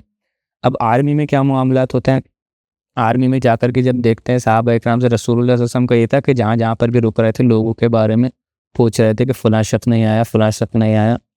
और कुछ सहाबी ऐसे थे जो रसूलुल्लाह सल्लल्लाहु अलैहि वसल्लम के दिल के बहुत ही ज़्यादा क़रीब थे, रसूलुल्लाह उनको जानते थे कि ये तो पीछे रह ही नहीं सकते। तो जब रसूलुल्लाह अबू ज़र ग़फ़ारी रज़ियल्लाहु अन्हु के बारे में पूछते हैं तो उनको पता चलता है कि वो तो नहीं आए हैं। तो रसूलुल्लाह सल्लल्लाहु अलैहि वसल्लम कहते हैं कि इंशाअल्लाह वो आ जाएगा, उसके अंदर खैर है, वो आ जाएगा। और अबू ज़र ग़फ़ारी, और जब ये होता है कि जब सहाबा इकराम देखते हैं कि दूर से, अब सोचिए कि ये तो अब बड़ा विजुअलाइज़ कर सकते हैं इस चीज़ को, बड़ी ज़बरदस्त लगती है ये चीज़ कि रेगिस्तान के अंदर जब दूर तक हम देखते हैं तो बहुत छोटी-सी एक फ़िगर दिखती है। फ्लैट होता है क्योंकि बिल्कुल रेगिस्तान का जो मामला होता है, ऐसा नहीं होता है कि बिल्डिंग्स वगैरह है, रास्ता ऊँचा-नीचा दिखने रहा है, कई मीलों दूर तक का वहाँ पर दिखता होता है, और एक बहुत छोटी-सी फ़िगर दिखती है लोगों को आती हुई। तो लोग सहाबा इकराम कहते हैं कि कोई चलता हुआ आ रहा है, शायद कोई आ रहा है। अब ये भी नहीं पता चलता हुआ आ रहा है कि सवारी पर है, कहते हैं कि कोई आ रहा है, और रसूलुल्लाह सल्लल्लाहु अलैहि वसल्लम को बताते हैं जाकर के, या रसूलुल्लाह सल्लल्लाहु अलैहि वसल्लम, और जब थोड़ी देर में देखते हैं तो बिल्कुल पैदल ही आ रहा होता है कि या रसूलुल्लाह सल्लल्लाहु अलैहि वसल्लम, कोई पैदल चला आ रहा है। अब ये नहीं दिखता है कि कौन है, बहुत दूर होता है। तो रसूलुल्लाह सल्लल्लाहु अलैहि वसल्लम कहते हैं कि ऐ काश तू अबू ज़र हो जा। रसूलुल्लाह सल्लल्लाहु अलैहि वसल्लम की मोहब्बत देख के हज़रत अबू ज़र ग़फ़ारी से कहते हैं कि ऐ काश तू अबू ज़र हो जा। और रसूलुल्लाह सल्लल्लाहु अलैहि वसल्लम जब वो थोड़ा-थोड़ा करीब आते हैं और चेहरा उनका, मतलब उनकी जो फ़िगर है वो थोड़ा-सा दिखना शुरू होती है, सहाबा इकराम पहचान जाते हैं कि वाक़ई में ये तो अबू ज़र ही है। और वो बताते हैं कि या रसूलुल्लाह सल्लल्लाहु अलैहि वसल्लम, ये तो अबू ज़र ग़फ़ारी है, अबू ज़र ग़फ़ारी अकेला आ रहा है अपना सामान अपने कंधों पर लादे हुए। तो रसूलुल्लाह सल्लल्लाहु अलैहि वसल्लम कहते हैं कि इस नीले आसमान के नीचे, इस नीली छतरी के नीचे अबू ज़र ग़फ़ारी से ज़्यादा सच्चा इंसान, नेक इंसान कोई नहीं है। अब ये सच्चा इंसान उनको कौन कह रहा है? जो खुद सादिक़ुल अमीन है रसूलुल्लाह सल्लल्लाहु अलैहि वसल्लम, जिनको लोग सादिक़ुल अमीन कहते हैं। तो आप सोचिए कि उन सहाबी के बारे में क्या उनकी, आप कहें कि सच्चाई का, उनके ज़ात का लेवल होगा, जिनको रसूलुल्लाह सल्लल्लाहु अलैहि वसल्लम तारीफ़ कर रहे हैं, जिनके बारे में कह रहे हैं कि इस नीले आसमान के अंदर, मतलब इस दुनिया के अंदर अबू ज़र अल-ग़फ़ारी से ज़्यादा सच्चा और नेक इंसान कोई नहीं है। रसूलुल्लाह सल्लल्लाहु अलैहि वसल्लम उनकी, आप कहें, की गारंटी दे रहे हैं। और फिर रसूलुल्लाह सल्लल्लाहु अलैहि वसल्लम एक, आप कहें कि एक प्रेडिक्शन करते हैं रसूलुल्लाह सल्लल्लाहु अलैहि वसल्लम, जो दलाइल नबुव्वह में भी आती है, रसूलुल्लाह सल्लल्लाहु अलैहि वसल्लम के नबी होने की दलालत है। फ्यूचर प्रेडिक्शन करते हैं रसूलुल्लाह सल्लल्लाहु अलैहि वसल्लम, कहते हैं कि हाय अफ़सोस, अबू ज़र ग़फ़ारी अकेला ही आ रहा है इस, मतलब शदीद धूप के अंदर, और अकेला ही इस दुनिया से जाएगा, और आखिरत में भी अकेला ही उठाया जाएगा, अकेला आएगा हश्र के मैदान में। तो वो उस वक्त तो सहाबा इकराम को समझ में नहीं आती। जब अबू ज़र ग़फ़ारी क़रीब आते हैं तो रसूलुल्लाह सल्लल्लाहु अलैहि वसल्लम धूलों में अटे हुए होते हैं, पूरे रसूलुल्लाह सल्लल्लाहु अलैहि वसल्लम अपने हाथ मुबारक से उनका चेहरा वगैरह साफ़ करते हैं, उनके माथे को चूमते हैं, रसूलुल्लाह सल्लल्लाहु अलैहि वसल्लम को गले लगाते हैं, पानी वगैरह उनको दिया जाता है, खजूर वगैरह, और रसूलुल्लाह सल्लल्लाहु अलैहि वसल्लम उनके लिए बहुत दुआ करते हैं। अब ये बात अबू ज़र ग़फ़ारी को शायद बाद में सहाबा इकराम बता भी देते हैं। तो ये चीज़ को मैं बता दूँ, एक छोटी सी चीज़ और डिस्कस कर लें, पूरी उनकी लाइफ हम डिस्कस यहाँ पर नहीं करेंगे क्योंकि वक्त इतना ज़्यादा नहीं है। जो रसूलुल्लाह सल्लल्लाहु अलैहि वसल्लम ने ये कहा ना, जो फ्यूचर प्रेडिक्शन की कि अबू ज़र गफ़ारी हाय अकेला आ रहा है, अकेला ही इस दुनिया से जाएगा, रुखसत होगा और अकेला ही आप कहेंगे क़यामत के दिन अकेला आएगा हश्र के मैदान की तरफ। तो वो क्या होता है, रसूलुल्लाह सल्लल्लाहु अलैहि वसल्लम क्योंकि वहाँ से अकेले आ रहे थे और अकेला ही इस दुनिया से जाएगा, का मतलब क्या था, रसूल जब उनका आखिरी दौर होता है, उनकी आप कहेंगे बिल्कुल वफ़ात का वक्त करीब होता है, तो वो जिस जगह पर रह रहे थे आप कहें कि बिल्कुल अबैंडन्ड जगह थी एक तरीके से। मदीना के भी थोड़ा सा ऊपर आगे एक रास्ता था, बिल्कुल अकेली जगह पर थी, वहाँ पर सिर्फ उन्हीं का घर था, अबू ज़र गफ़ारी रज़ियल्लाहु अन्हु का। अब उनके साथ कुछ इवेंट्स ऐसे हुए थे, पॉलिटिकल इवेंट्स है, उनको यहाँ पर हम डिस्कस नहीं करेंगे क्योंकि इतना ज़्यादा एक तो मौक़िफ़ भी नहीं है, ना उसको यहाँ पर हमें डिस्कस करने का टाइम है, ना उस पर डिस्कस करने का माहौल है। तो वो वहाँ पर रहने लगते हैं हज़रत उस्मान रज़ियल्लाहु तआला अन्हु के दौर ख़िलाफ़त में, और वहाँ पर उस घर में सिर्फ वो, उनकी एक बेटी या बेटे के बारे में आता है और उनकी बीवी वहाँ पर रहती हैं। जब उनकी तबीयत बहुत ज़्यादा ख़राब हो जाती है, उनकी बीवी को लगने लगता है कि अब तो इनका इंतकाल हो जाएगा, तो वो रोने लगती हैं बहुत ज़्यादा। अपने उनके शौहर जो थे वो पूछते हैं कि क्यों रो रही हो तुम? तो वो कहती हैं कि मैं अकेली यहाँ पर किस तरीके से आपका यहाँ तदफ़ीन वगैरह गुस्ल वगैरह आपका कैसे होगा? तो वो कहते हैं कि घबराओ मत, मैंने रसूलुल्लाह सल्लल्लाहु अलैहि वसल्लम से सुना था कि आए अबू ज़र के ऊपर अल्लाह ताला अबू ज़र के ऊपर रहम करे, अबू ज़र अकेला ही आ रहा है, अकेला ही इस दुनिया से जाएगा और अकेला ही इस आखिरत में उठाया जाएगा, तो तुम मेरी फ़िक्र मत करो। जब मेरा इंतकाल हो जाए तो तुम मुझे मतलब गुस्ल वगैरह करा करके और कफ़न में लपेट करके या मतलब गुस्ल करा करके, वो कहते हैं कि मेरा जो जनाज़ा है वो बाहर जो रास्ता जा रहा है, एक हाईवे उन्हीं के घर के पास से जा रहा था, वो कहते हैं कि उस हाईवे पर मेरे जनाजे को रख देना, कोई ना कोई अल्लाह ताला अपने बंदों में से किसी न किसी बंदे को भेजेगा और वो जो तदफ़ीन वगैरह होगी वो लोग करा देंगे, तो तुम परेशान मत हो इस चीज़ के लिए। तो यही होता है, जब उनका इंतकाल हो जाता है तो उनकी जो बीवी थी वो उनको गुस्ल वगैरह करा करके उनका जो जनाजा था वो बाहर रख देती हैं सड़क पर। देखते हैं दूर से एक काफ़िला आता होता है और उस काफ़िले में हज़रत अब्दुल्ला इब्न मसूद होते हैं शायद, और वो पूछते हैं कि कौन हो तुम औरत? उनसे पूछते हैं कि कौन हो और ये कौन शख्स है, किस बेचारे का जनाजा यहाँ पर रखा हुआ है? तो वो कहती हैं कि ये अबू ज़र गफ़ारी रज़ियल्लाहु ताला अन्हु का जनाजा रखा हुआ है।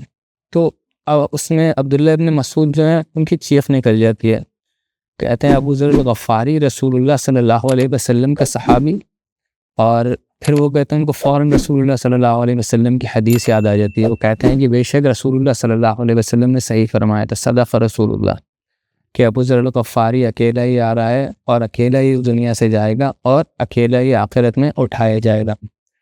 तो वो लोग, उनके साथ जो पूरी जमात होती है, वो लोग मदद करते हैं उनकी कफ़न में और उनकी क़ब्र वगैरह खोदी जाती है। नमाज़ जनाज़ा भी जो थी वो अब्दुल्ला इब्न मसूद ही पढ़ाते हैं उनकी नमाज, और फिर उनको तदफ़ीन किया जाता है, दफ़न किया जाता है।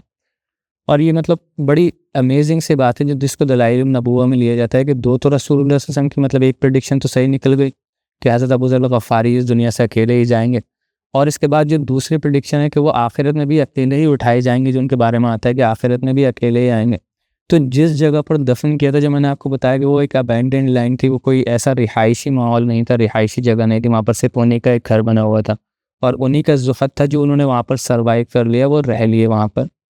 तो वो उस जगह पर जहाँ पर उनकी कब्र मौजूद है आज भी कोई रिहाइश नहीं है, और वो सिर्फ इकलौती उनकी कब्र आज मौजूद है हज़रत अबू ज़र गफ़ारी की। और मेरी पॉसिबिलिटी यही है कि आखिरत तक, क़यामत तक वहाँ पर किसी और दूसरे शख्स की कब्र भी ना हो और वहाँ पर हज़रत अबू ज़र गफ़ारी की ही कब्र हो, क्योंकि हमें रसूलुल्लाह सल्लल्लाहु अलैहि वसल्लम की बात पर पूरा भरोसा है, यकीन है कि यही मतलब उनके कहने कि जब क़यामत के दिन लोगों को उठाया जाएगा, उनकी कब्रों से निकाला जाएगा, तो वहाँ से उस कब्र से, उस इलाक़े से अकेले अबू ज़र गफ़ारी रज़ियल्लाहु ताला अन्हु जो हैं उठाए जाएंगे और वो आएंगे, जो पॉसिबल मीनिंग लगता है उसका। सोचिए अबू ज़र गफ़ारी रज़ियल्लाहु अन्हु कैसे जलील क़द्र सहाबी हैं। क्या आप ये सिर्फ थोड़े से वाक़यात उनके मैंने बताए जो इम्पोर्टेंट इस वक्त यहाँ पर बताने के लिए। और बदकिस्मती की बात है कि कितने मुसलमान इन लोगों को जानते हैं, हज़रत अबू ज़र गफ़ारी को जानते हैं, कितने लोग इस नाम से मोहब्बत करते हैं, अबू ज़र नाम से। तो ये बड़ी सोचने की बात है। और मतलब अल्लाह के वली हैं और रसूलुल्लाह सल्लल्लाहु अलैहि वसल्लम इसकी गारंटी दे रहे हैं कि इस नीले आसमान के नीचे इससे सच्चा और नेक शख्स कोई नहीं है अबू ज़र गफ़ारी से। और उनकी कब्र देखिए कहाँ पर है, जहाँ पर कोई किसी को पता भी नहीं है, मुसलमान भी नहीं जानते हैं। और आज हमारे यहाँ देखिए क्या आशिर, ज़रा सा हम 2-4 नमाज़ें पढ़ते हैं और क्या करते हैं, अपने आप को क्या समझने लगते हैं, वलीउल्लाह समझने लगते हैं। असली वलीउल्लाह ये हैं और इनके बारे में जानते भी नहीं, कैसे पहचानेंगे मुसलमान को? अबू ज़र ग़फ़ारी रज़ियल्लाहु तआला अन्हु को। बड़ा अगर सोचिए, जन्नत में चले भी गए, किसी ने कोई ऐसा लॉटरी का टिकट लग गया, कुछ ऐसा तुक्का लग गया, कोई काम हो गया, जैसे वो उस औरत ने एक बिल्ली को पानी पिला दिया तो जन्नत में चली गई, ऐसा तुक्का लग भी गया, तो वहाँ पर बड़े अजनबी से नहीं लगेंगे हम कि किसी को पहचानते ही नहीं है, कौन है यार ये लोग?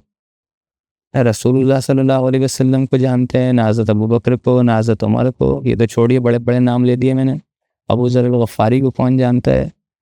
अम्मार बिन यासिर रज़ियल्लाहु तआला अन्हु को कौन जानता है? सुहैब रूमी रज़ियल्लाहु तआला अन्हु को कौन जानता है? खब्बाब इब्न अल-अरत रज़ियल्लाहु तआला अन्हु को कौन जानता है? कैसे उनको आइडेंटिफाई करेंगे? क्या उनसे बातें करेंगे? क्या उनसे मोहब्बत हम अपने दिखाएंगे कि हाँ, हम आपको जानते हैं? बड़ी एक एक्साइटमेंट होता है ना, इंसान यही सोचता है। आज की जो आप में ग्लैमरस लाइफ है, लाइमलाइट वाली लाइट है, स्पोर्ट्स पर्सनैलिटी से मिलने के लिए मरे जाते हैं, बताना चाहते हैं कि हम आपको कितना जानते हैं, हम आपसे कितनी मोहब्बत करते हैं। वहाँ पर बस देखते रहेंगे, बैठे रहेंगे, अपनी ज़िंदगी के ऊपर अफसोस करते रहेंगे, काश हमने इनको जान लिया होता। इनकी महफ़िलों में एंजॉय करते, इनके पास जा कर के बैठते कि हाँ, हम आपको ऐसे ऐसे, हमने आपके बारे में पढ़ा था, हमारा दिल तड़प गया था आपकी, हमने जब आपकी लाइफ स्टोरी पढ़ी थी तो, और हमें आपसे बहुत ज़्यादा मोहब्बत थी। आपकी मोहब्बत में मैंने अपने बच्चे का नाम देखिए अबू ज़र रखा है। मेरा तो नहीं रख सके मेरे माँ बाप, क्योंकि उनको इतना ज़्यादा अल्लाह ताला ने हिदायत नहीं दी थी, लेकिन मैंने पढ़ा, मैंने जाना, तो आपकी मोहब्बत में मैंने अपने बच्चे का नाम अबू ज़र रखा है, या मैंने अपने बच्चे का नाम अबू हुज़ैफ़ा रखा है, या हुज़ैफ़ा रखा है, या अम्मार रखा है। तो ये चीज़ें बड़ी सोचने वाली हैं कि हम कौन सी आप कहें कि सोच के अंदर अपनी ज़िंदगियों को गुजार रहे हैं। वही जो शुरुआत में अभी डिस्कस करता है कि अपने असल मकसद को ही भूले हुए, मकसद को भूले हुए हैं, तो इन सारी चीज़ों को हम इम्पॉर्टेंट नहीं समझते। जिन चीज़ों को इम्पॉर्टेंट समझते हैं, उन्हीं चीज़ों के बारे में बस हम लगे रहते हैं, उनकी हर इन्फॉर्मेशन हमें पता होगी, उनसे मोहब्बत हमें इतनी होगी, एक एक चीज़ के बारे में आप हमसे पूछ लीजिए, चाहे पर्सनैलिटीज़ हो या स्पोर्ट्स हैं, कोई मटेरियलिस्टिक चीज़ हो उसके बारे में। खैर, ये बड़ा फ़िक्र करने का मामला है और हमें इस चीज़ के बारे में सोचना चाहिए। और हमें ये जो एक हज़रत अबू ज़र ग़फ़ारी रज़ियल्लाहु तआला अन्हु का वाक़या, इससे हमें ये देखने की ज़रूरत है, जिसको मैं ये डिस्कस भी कर चुका हूँ, कि हज़रत अबू ज़र ग़फ़ारी रज़ियल्लाहु तआला अन्हु की सिंसियरिटी कितनी ज़बरदस्त थी कि जब उनका ऊँट नहीं उठ रहा है, उनको लगा कि ये नहीं चलेगा, तो उन्होंने अपने पैरों पर जाना गवारा करा। उन्होंने कहा कि नहीं, मैं ऐसे ही जाऊँगा, अल्लाह ताला को क्या मुँह दिखाऊँगा अगर मैं यहाँ रह गया, नहीं गया, क्या बहाना करूँ? तो वो उनकी सिंसियरिटी थी, और वो किस तरीके से इस गर्मी के अंदर भी वो जिहाद की इम्पोर्टेंस को समझते हैं और उसमें शामिल होना चाहते हैं कि नहीं, मैं पीछे नहीं रह सकता, और ये फ़र्ज़ ऐन वाला मामला है, इसमें तो बचत भी नहीं हो सकती। उसके साथ साथ यहाँ पर हम जो मैंने अभी बताया कि रसूलुल्लाह सल्लल्लाहु अलैहि वसल्लम की ट्रुथफुलनेस के बारे में, जो सदफ़ा आप कहें कि दलाइलुन नबुव्वा में आती है कि रसूलुल्लाह सल्लल्लाहु अलैहि वसल्लम की बात जो थी सच साबित हुई कि हज़रत अबू ज़र ग़फ़ारी अकेले ही इस दुनिया से गए, उस वक्त कोई नहीं था उनके साथ। और तीसरी जो है वो आप कहें कि हज़रत अब्दुल्लाह इब्न मसूद रज़ियल्लाहु ताला अन्हु, उनकी नॉलेज के बारे में देखिए, उनका ज़हन कितना ज़बरदस्त था कि ये बात जब वही होगी, तबूक का जो मामला था 9वीं हिजरी में पेश आया है, 8वीं 9वीं हिजरी में, तो इसके बाद आप देखेंगे कि 10-11 2 साल ये लगा लीजिए, और फिर 2.5-3 साल आप हज़रत अबू बकर रज़ियल्लाहु ताला अन्हु के 5 साल, और फिर 12 साल हज़रत उमर रज़ियल्लाहु ताला अन्हु के खिलाफत के, 12 और 5 17 साल, और 3-4 साल लगा लीजिए आप हज़रत उस्मान रज़ियल्लाहु ताला अन्हु के, मिनिमम जो मैं बता रहा हूँ, इससे ज़्यादा ये वक्त हो चुका था उस वक्त में जिस वक्त में इनका इंतकाल हुआ। 20-22 साल बाद लगभग हज़रत अब्दुल्लाह इब्न मसूद को रसूलुल्लाह सल्लल्लाहु अलैहि वसल्लम की वो हदीस याद है, फ़ौरन क्लिक कर गए और फ़ौरन उनके जहन में आ गई ये चीज़। तो जो लोग हदीस की और आप कहेंगे सुन्नत की ऑथेंटिसिटी के ऊपर भी सवाल उठाते हैं, उन लोगों के लिए भी आप कहेंगे बड़ा शर्म का ये आप कहेंगे वक्त है कि देखिए कि उनकी मेमोरीज़ कितनी ज़्यादा शार्प थी, उनको याद रहता था, और याद रहने का, और ये तो सिर्फ मैं वो वाक़या बता रहा हूँ जो उनको याद रहती थी ये सारी चीज़ें। और बहुत सारे वाक़यात से हमें ये भी पता चलता है कि हाँ, वो रसूलुल्लाह उनको बताया करते थे, लिखवाया भी करते थे, और वो लिखा भी करते थे, और लिखी भी उनके पास मौजूद हुआ करती थी हदीस। तो ये इतना आसान मामला नहीं है जो आजकल के कुछ लोग बड़े आसानी से खड़े होकर के कह देते हैं कि हदीसें तो बाद में लिखी गई हैं, इसमें बहुत सारी गढ़ ली गई हैं, और वो हमें उनके ऊपर कोई ईमान नहीं होना चाहिए, हमें नहीं मानना चाहिए। कुरान और हदीस दोनों ही हमारे लिए बहुत ज़्यादा इम्पॉर्टेंट है, और दोनों ही मिल कर के हमारे लिए कंप्लीट दीन बनाते हैं। सिर्फ़ और सिर्फ कुरान, बहुत सारे लोग कहते हैं कि कुरान हमारी हिदायत के लिए काफ़ी है, बेशक कुरान हिदायत के लिए काफ़ी है, लेकिन उसकी जो डिटेल्स हमें मिलती हैं, उस कुरान की जो तफसीर हमें मिलती हैं, वो हमें सुन्नत के अंदर की मिलती हैं। और यही सहाबा इकराम का मनहज है, यही सलफ़ सालिहीन का मनहज है, यही उलमा इकराम और मुज्तहिदीन का मनहज है हमेशा से ही। किसी ने भी ये नहीं कहा कि कुरान को सिर्फ पकड़ लो, या सिर्फ सुन्नतों को, या सिर्फ हदीस को पकड़ लो। दोनों ही चीज़ों को हमें एक साथ ले करके चलना है, एक दूसरे को कॉम्प्लीमेंट करती हैं ये दोनों चीज़ें। ये वो वाक़यात थे कि जो 2-3 सहाबी जो थे पीछे रह गए थे। हालाँकि कुछ सहाबा ऐसे भी थे जो जॉइन ही नहीं कर पाए थे, उनके बारे में इंशाअल्लाह हम अगली बार में डिस्कस करेंगे, अगली क्लास में डिस्कस करेंगे तफ़सील से, क्योंकि वो बहुत ज़्यादा डिटेल्स हैं। हो सकता है उनको डिस्कस करने में या उनको पूरा कवर अप करने में पूरी एक क्लास लग जाए। तो अब ये पूरे जो वाक़यात थे मैंने बता दिए किस तरीके से जो पीछे रह गए थे उन्होंने कैसे आकर के जॉइन किया। अब हम वो वाक़या देखते हैं, वो मौका देखते हैं जब रसूलुल्लाह सल्लल्लाहु अलैहि वसल्लम और सहाबा इकराम अपनी जो फ़ौज थी पूरी वहाँ पहुँचे, तबूक पर पहुँचे। और तबूक पर पहुँचने के बाद मैंने आपको बताया था कि शुरुआत में ही बताया था कि सहाबा इकराम पहले कुछ जत्था पहले पहुँच जाता है। रसूलुल्लाह सल्लल्लाहु अलैहि वसल्लम ने मना किया था कि जब वहाँ पर पहुँचो तो किसी चीज़ से जो पानी वगैरह हो तो उससे छेड़ना मत। रसूलुल्लाह को पता था कि वहाँ पर एक छोटा-सा आप कहें कि चश्मा है पानी का, उससे मत बोलना, उसको मत छेड़ना, स्प्रिंग जो तबूक का है, और जब तक मैं नहीं आ जाऊँ। तो वहाँ पर सहाबा इकराम जो थे शदीद, क्योंकि पानी बहुत ज़्यादा ख़त्म हो गया था, रास्ते में पानी ख़त्म हो गया था, तो वो जा कर के वो कहते हैं कि उसमें से पानी भर लेते हैं। इस पर रसूलुल्लाह सल्लल्लाहु अलैहि वसल्लम नाराज़ भी होते हैं काफ़ी, और वो पिछले क्लास में डिस्कस की थी वो पूरी रिवायत जो थे। फिर रसूलुल्लाह सल्लल्लाहु अलैहि वसल्लम मुअज़्ज़ाती तरीक़े से पानी को, जितना भी पानी होता है उसको जमा करते हैं, और जमा करने के बाद रसूलुल्लाह सल्लल्लाहु अलैहि वसल्लम जो थे इसमें अपने हाथ वगैरह धोते हैं और मुँह वगैरह धोते हैं उसके अंदर, उसी पानी में, और वो पानी उसके अंदर जब गिरता है तो आप कहें मुअज्जिज़ा था रसूलुल्लाह सल्लल्लाहु अलैहि वसल्लम का ये मुअज्जिज़ा था कि उसमें पानी एकाएक भर जाता है और वो एक तरीके से बहुत ज़्यादा चश्मा बड़ा हो जाता है। और रसूलुल्लाह सल्लल्लाहु अलैहि वसल्लम ये भी कहते हैं वहाँ पर, आप कहें कि वो भी दलाइल नबुव्वह में आता है, रसूलुल्लाह कहते हैं कि तुम ये देख रहे हो कि अभी यहाँ पर कोई भी मतलब बंजर थी वो जगह, बहुत ज़्यादा पानी भी नहीं था, बहुत पतला सा चश्मा बह रहा था वो तबूक का जैसा, और वो रसूलुल्लाह की बरकत से वो बढ़ जाता है चश्मा। और रसूल सल्लल्लाहु अलैहि वसल्लम कहते हैं कि देखोगे कुछ वक्त बाद, सहाबा इकराम से कहते हैं कि यहाँ पर काफ़ी सारा वेजिटेशन हो जाएगा, ग्रीनरी यहाँ पर हो जाएगी, और यहाँ पर लोग बसने लगेंगे आकर के। और कुछ ही वक्त के बाद कहते हैं कि हज़रत उमर रज़ियल्लाहु अन्हु के दौर खिलाफत से वहाँ पर लोग बसना शुरू कर देते हैं, और आज भी वहाँ पर जो तबूक जगह है वहाँ पर रिहाइश है, वहाँ पर जो लोग हैं रहते हैं वहाँ पर।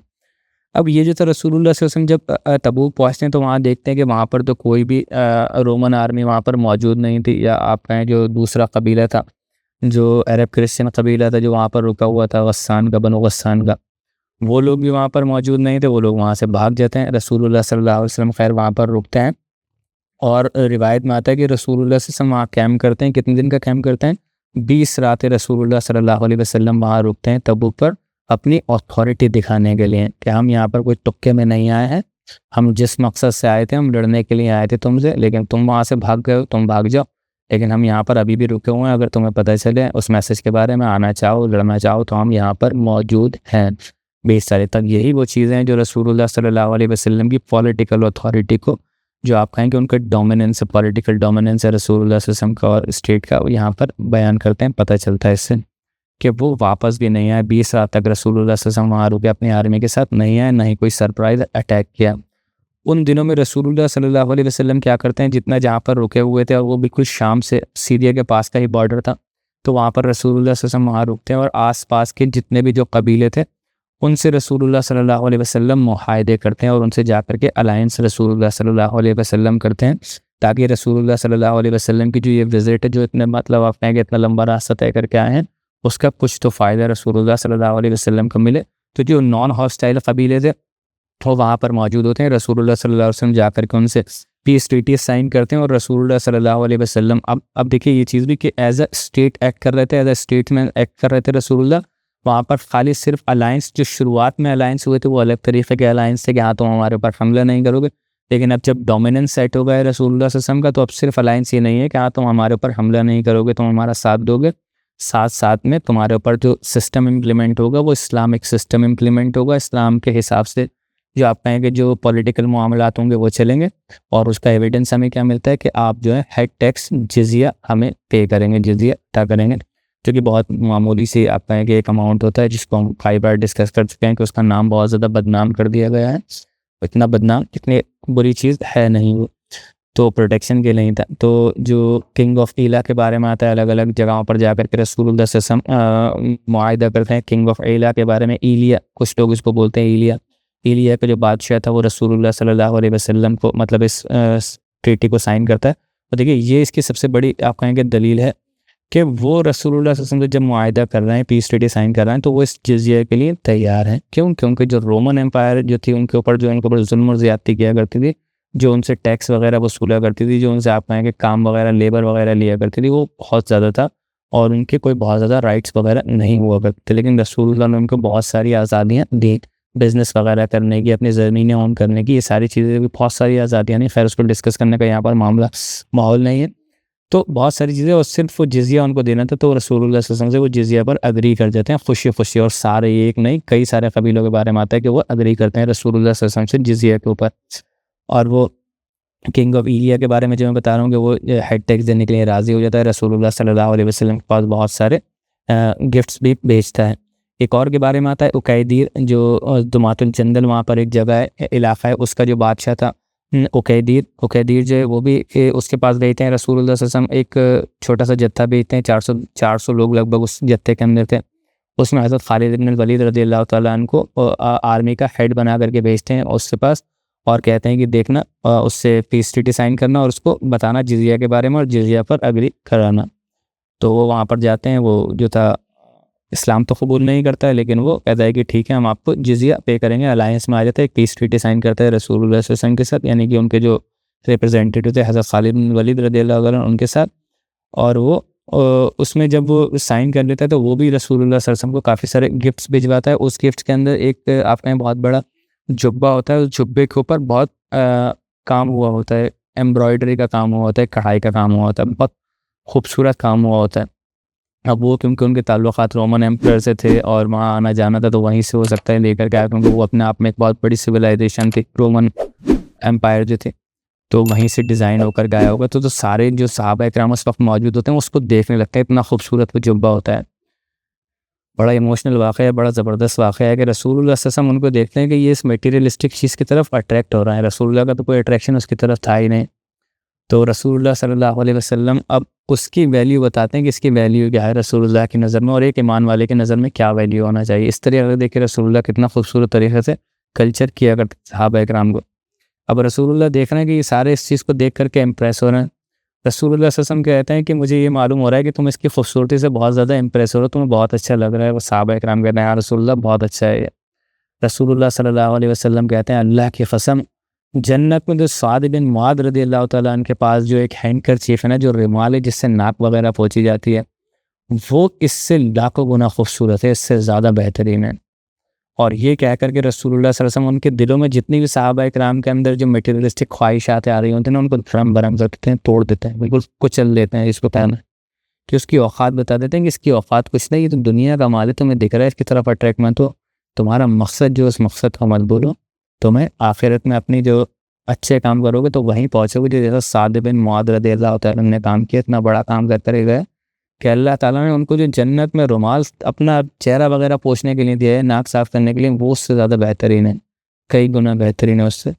और साथ साथ में हमें यहाँ पर रसूलुल्लाह सल्लल्लाहु अलैहि वसल्लम की मोहब्बत पता चलती है। साद बिन मुआद रज़ियल्लाहु ताला अन्हु के लिए 5 साल हो गए और रसूलुल्लाह सल्लल्लाहु अलैहि वसल्लम अभी तक उनको नहीं भूले। काफ़ी सारी रिवायतें हमें मिलती हैं। कई बार कहते हैं किसी को बुलाना होता है तो कहते हैं कि जाओ साद बिन मुआद को बुला लाओ, और फिर वो याद दिलाते हैं कि या रसूलुल्लाह साद बिन मुआद तो अब यहाँ इस दुनिया के अंदर नहीं है।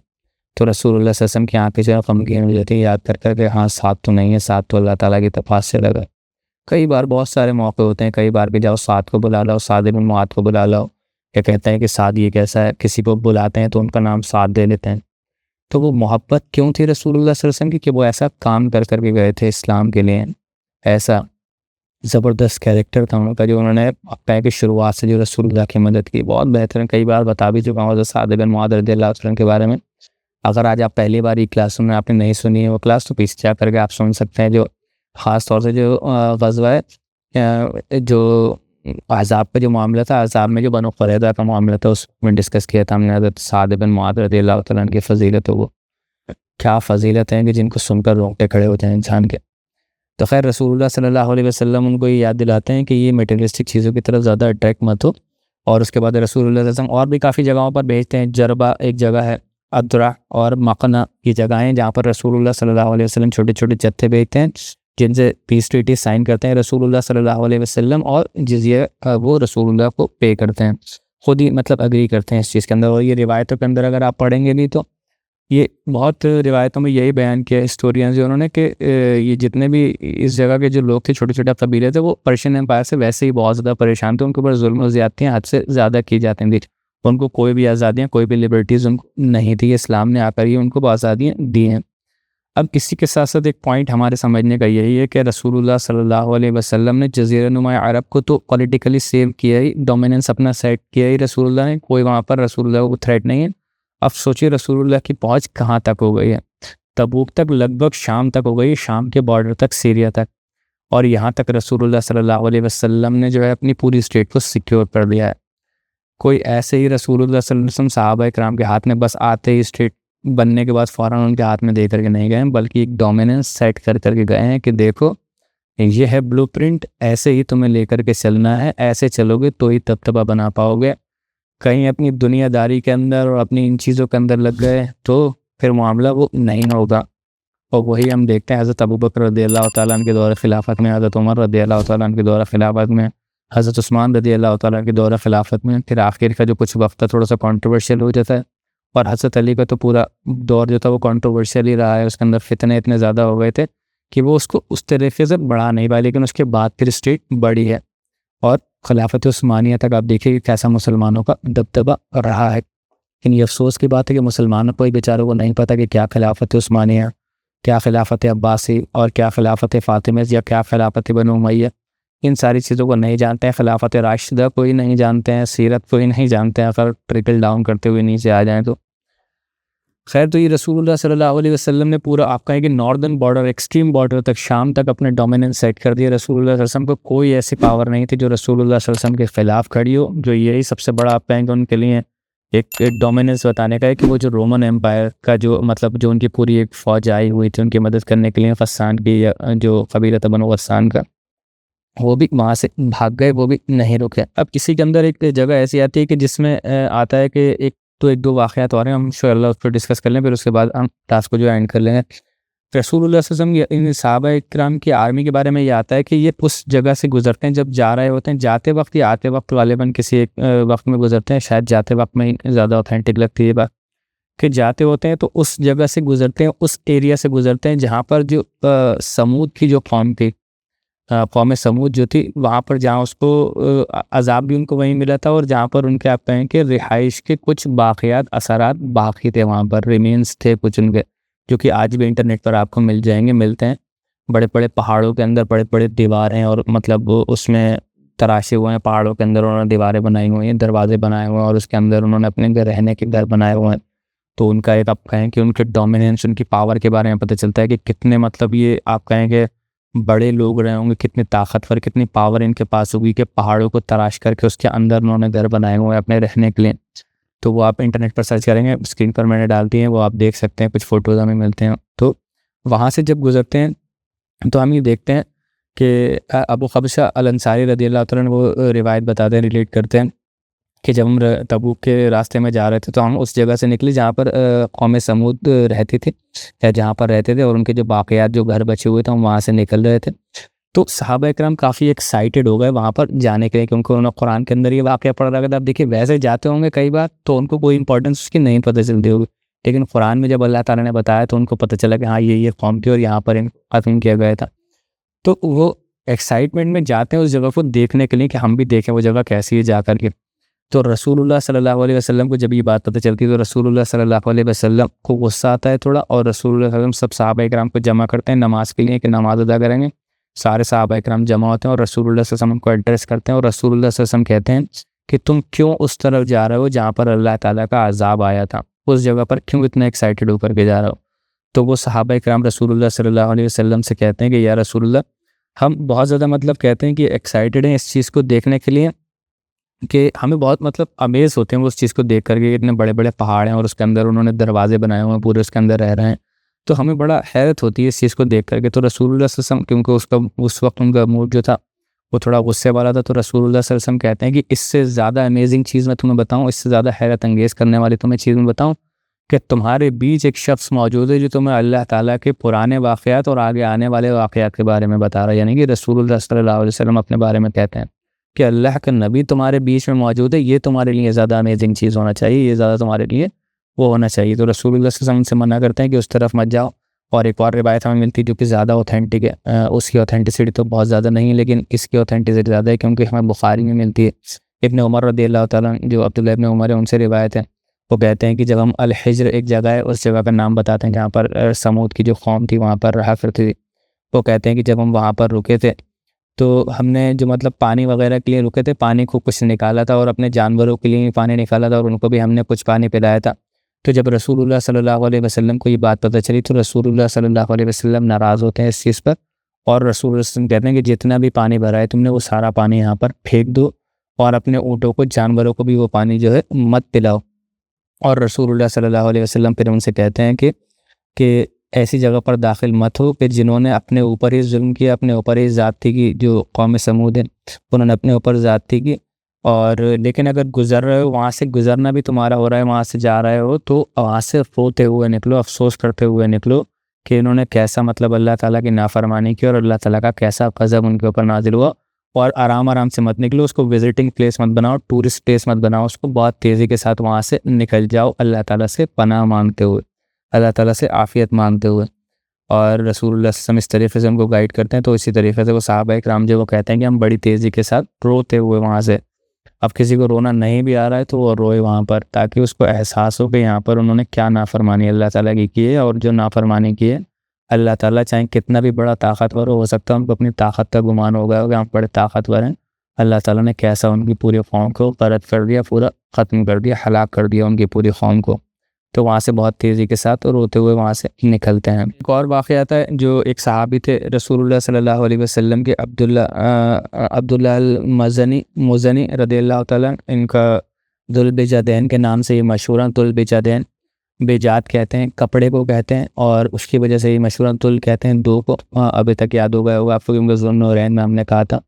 तो दुल्बिजादैन के नाम से ये मशहूर थे। दुल्बिजादैन को किस लिए मशहूर हो गए थे कि जब ये हिजरत करके आए थे, जब इस्लाम के बारे में इनको पता चला था तो ये अपनी जगह से हिजरत करके आए थे, बड़े अपने के भाग करके छुप करके आए थे। तो इनको बहुत ज़्यादा इनके घर वालों से इस हाल में आए थे कि इनको कपड़े भी नहीं थे, इनके पास एक कपड़ा था जिससे इन्होंने अपना जिस्म ढक रखा था। अभी जब उससे वो कपड़ा इतना बड़ा तो था नहीं कि वो अपने आराम से जुब्बा बना करके पहने और पूरे टखनों तक उनके आ जाए, वो लिमिटेड कपड़ा था। तो उन्होंने जब वो मदीना, जब हिजरत करके आते हैं, मदीना तक आते हैं, मदीना में एंटर करने वाले होते हैं, तो उनको ये एहसास होता है कि वो रसूलुल्लाह सल्लल्लाहु अलैहि वसल्लम से मिलने जा रहे हैं। तो वो उस कपड़े को क्या करते हैं, फाड़ते हैं, उसको दो हिस्से करते हैं। एक से पहले अपना सतर जो है वो ढकते हैं, टोंडी से लेकर के नाफ से लेकर के जो घुटनों तक होता है वो उस सतर को ढकते हैं, और जो बाकी बचा हुआ कपड़ा होता है वो अपने कंधों पर डाल लेते हैं, जितना भी उनके जिस्म ढक पाए वो। तो इस वजह से दो कपड़ों वाले मशहूर हो जाते हैं। और दुल्बिजादैन जब आते हैं वो रसूलुल्लाह सल्लल्लाहु अलैहि वसल्लम के पास, और रसूलुल्लाह सल्लल्लाहु अलैहि वसल्लम बैत करते हैं, तो इसी वजह से उनका नाम जो है दुल्बिजादैन मशहूर हो जाता है।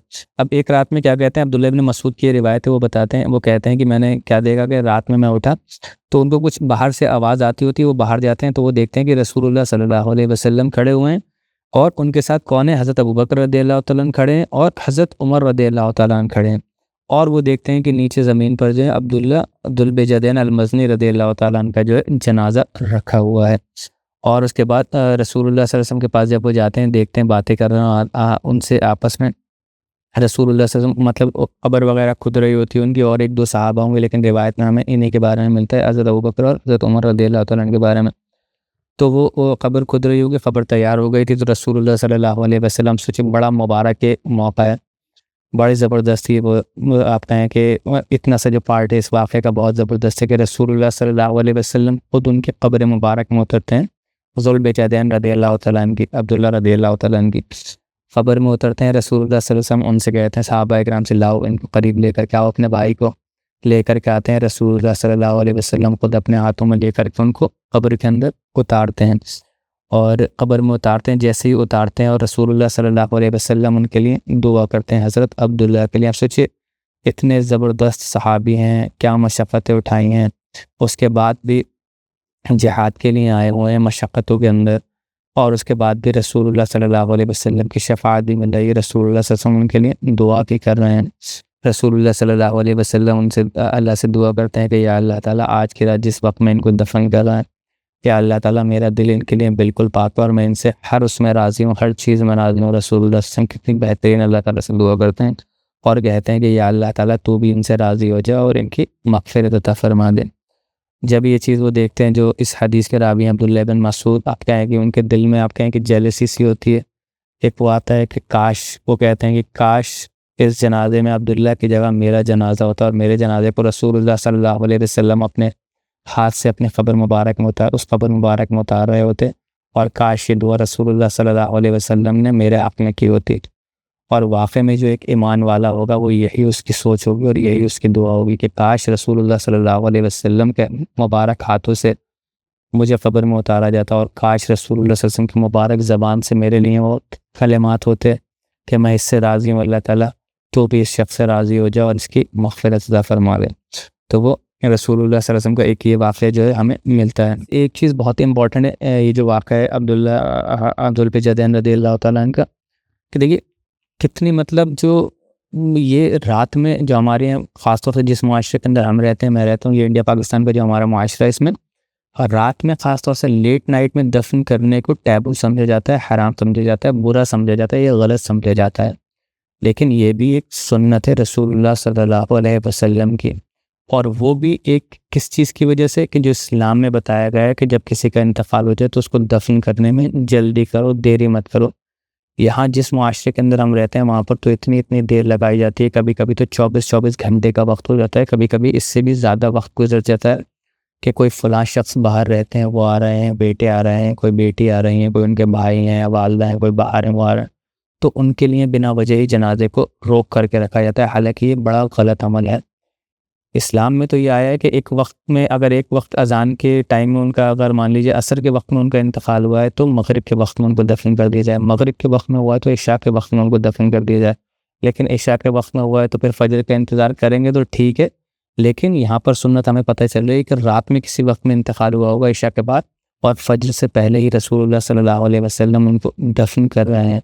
तो ये एक सुन्नत है रात में जल्द से जल्दी दफन, क्योंकि अगर देखिए वही इसके बारे में हमें मिलता है, जो बहुत ज़्यादा वक्त तो नहीं है उनकी डिटेल को डिस्कस करने का, लेकिन रसूलुल्लाह सल्लल्लाहु अलैहि वसल्लम की एक सही हदीस में हमें मिलता है कि मुर्दे को दफनाने में जल्दी करो, क्योंकि अगर वो नेक बंदा है, अच्छा बंदा है, तो वो जल्दी करता है। वो खुद कहता है, हालांकि तुम्हें आवाज़ नहीं आती, वो खुद कहता है कि मुझे जल्दी अपने अंजाम तक पहुँचाओ, ख़बर तक पहुँचाओ, ताकि मेरा मामला हो, ख़बर में जो सवाल जवाब होंगे, जो मामला होगा, उसके बाद में चैन की नींद सो सकूँ।